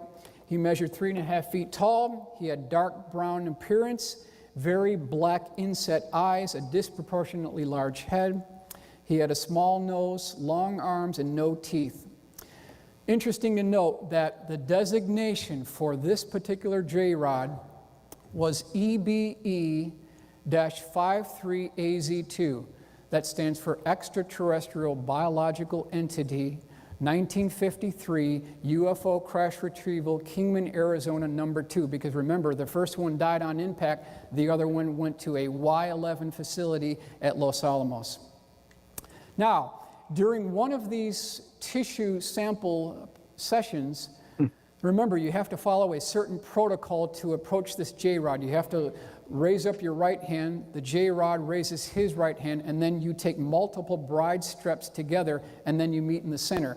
During one occasion within the clean sphere, the J-Rod, who was known as Kaela, he broke the protocol, rushed Dan, and they had developed a friendship at this time. So this had never happened before, and he wasn't under attack, but Dan Burisch was startled about what took place. He stepped back and accidentally caught his boot of the total encapsulated suit on the grid structure of the bottom of floor of 4-5, and he tripped over backwards on his oxygen tank.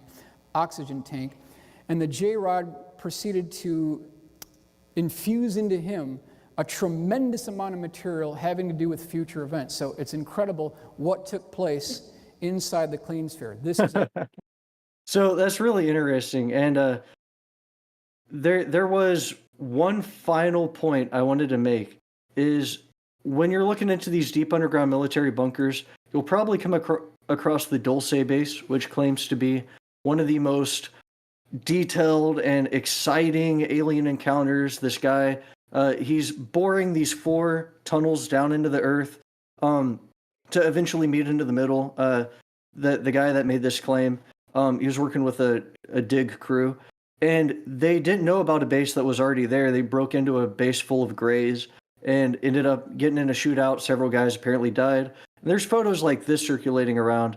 This actually comes from an Arnold Schwarzenegger movie, The Sixth Day. There's actually a scene over here where you can actually see him swimming around with these beings. And there are several images like that. There's this image I have here, which was really mysterious for a while. I thought this was the coolest image ever. It turns out through a very useful tool called 10i, it's a website you can do reverse image searches, and it'll give you all the good websites like the random blogs and stuff. There was this urban exploration guy who was going through taking photos of this Russian neutrino facility that it didn't get up and running because it was too dangerous. Probably would have exploded if they got it up and running. And look at this here. It's the exact photo. So you can tell the alien was photoshopped in. And so going off of that, there's actually this one guy, Paul Benowitz, who was subject to this intense misinformation campaign. He was onto something at the Kirkland Air Force Base. And there's actually a book. I haven't read this yet. I want to check it out. Project Beta, the story of Paul Benowitz's national security and the creation of a modern UFO myth. Apparently, as he was onto this, what was going on at the Kirkland Air Force Base, they started feeding him all this misinformation. And that apparently gets to the bottom of where the Dulce base mystery comes from. It is a actual deliberate misinformation campaign to spit out a bunch of absurd claims. Like, for example, this Dulce base, what this image is supposed to depict. They got several floors where they're doing genetic experiments, a whole race, like a population of grays living underground. They got human hybrids, humans with like 5 legs walking around and stuff.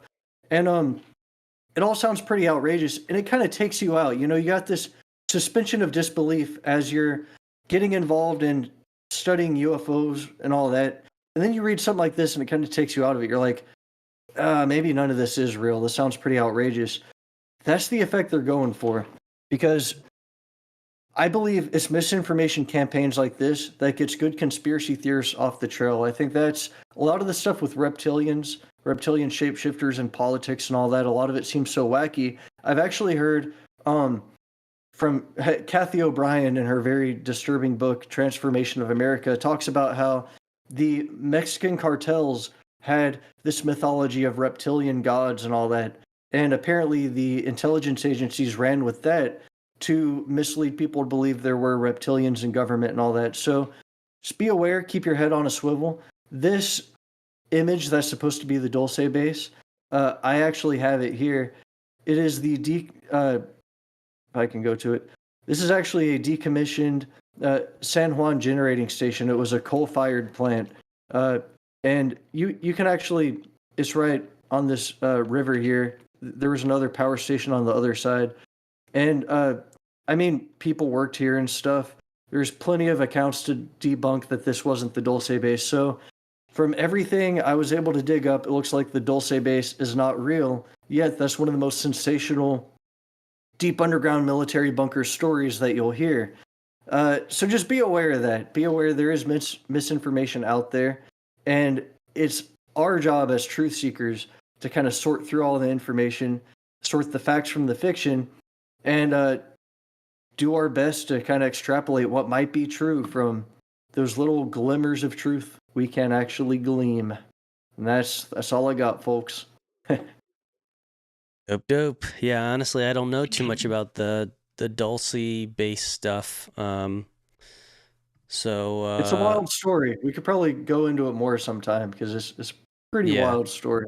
Yeah, we're about 2 hours, 30 minutes in, so I'd say let's wrap it up. I don't know if you have any other comments on the J-Rod story. Let's see. Oh, I guess I have a couple. I have like 2 more clips Okay.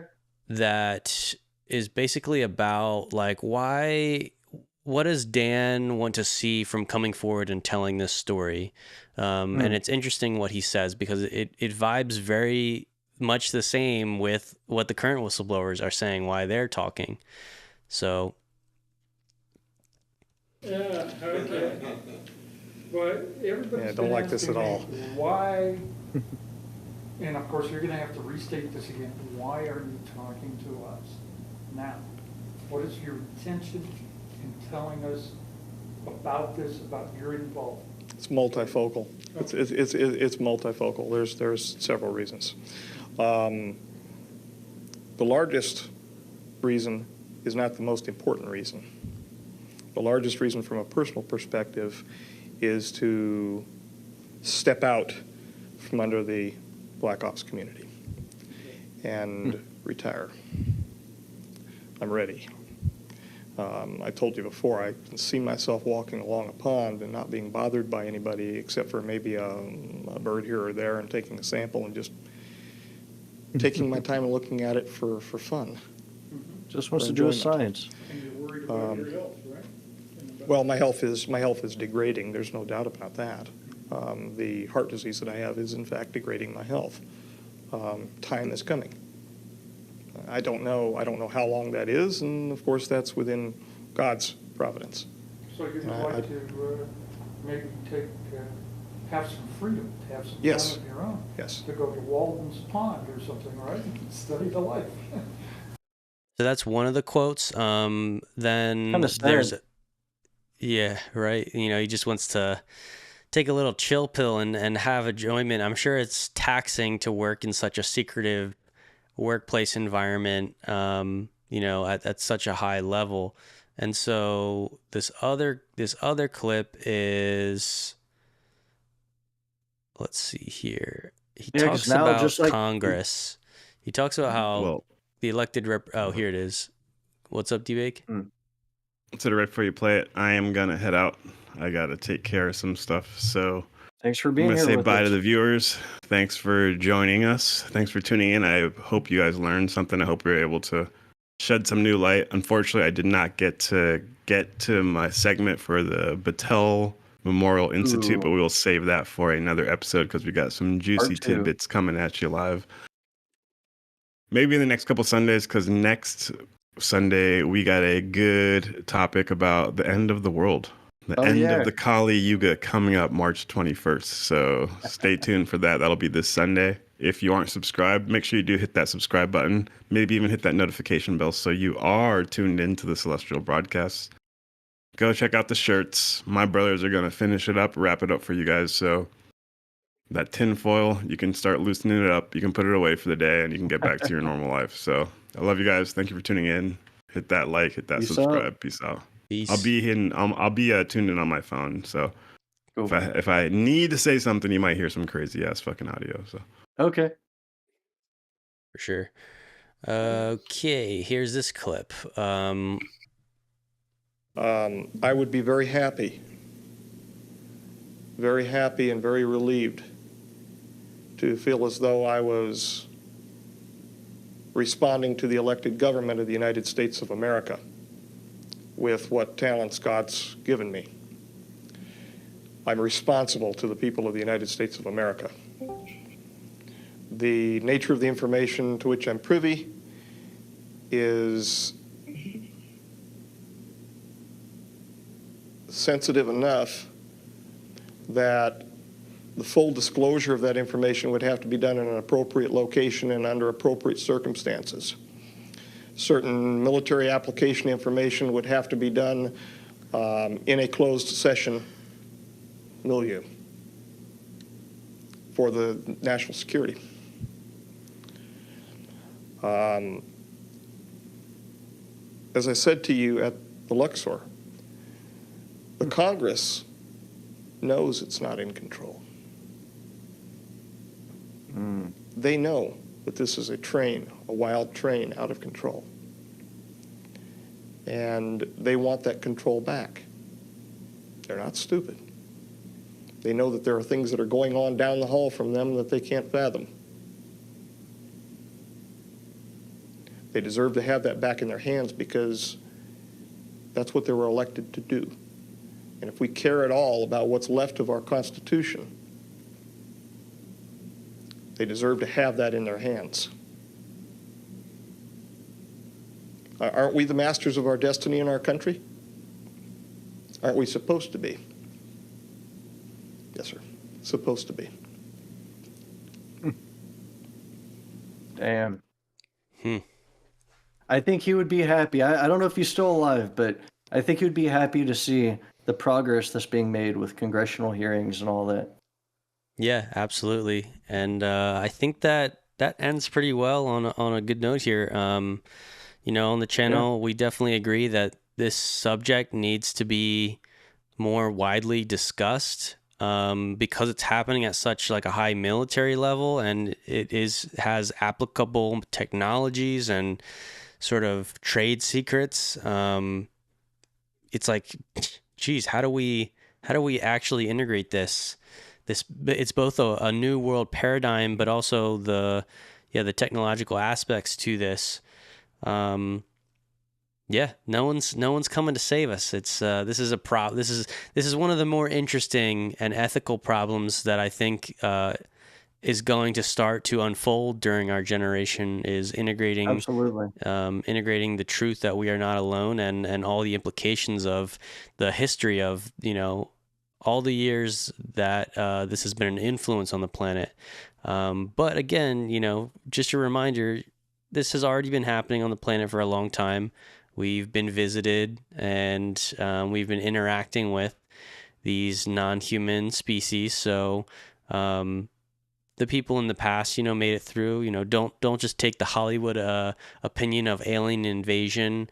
I even would recommend to try not to focus too much on the negative aspects of the UFO phenomenon, talking about abductions and cattle mutilations and all the stuff that makes you have a visceral reaction, where really, I think if you look at it just like the way that we look at wars with other countries on Earth, and we're like, man, I wish this didn't have to happen this way. Like, I wish we could like work together in like a productive manner where we're like all building something together, a sort of universal society, you know, that is able to have flourishing multi-cultures, and correct management of resources and not fighting, and that we could also apply that same skill on the intergalactic scale. So that's what my hope is, and I think that's going to be a continued a large part of the legacy foundation for human progress. So definitely hit that subscribe button if you enjoy watching our live streams and our videos. And don't forget to check out the t-shirts. The link is in the description. That supports the legacy mission and adds to some of the funds for us to do more projects and expand our operations. So yeah, that's all I got. Yeah, please do check out the t-shirts. They're pretty cool. And if you got any ideas for designs, let us know. And yeah, stay sharp, keep your head on a swivel, because the truth is out there. Yes, sir. All right. Thank you, everybody, for watching.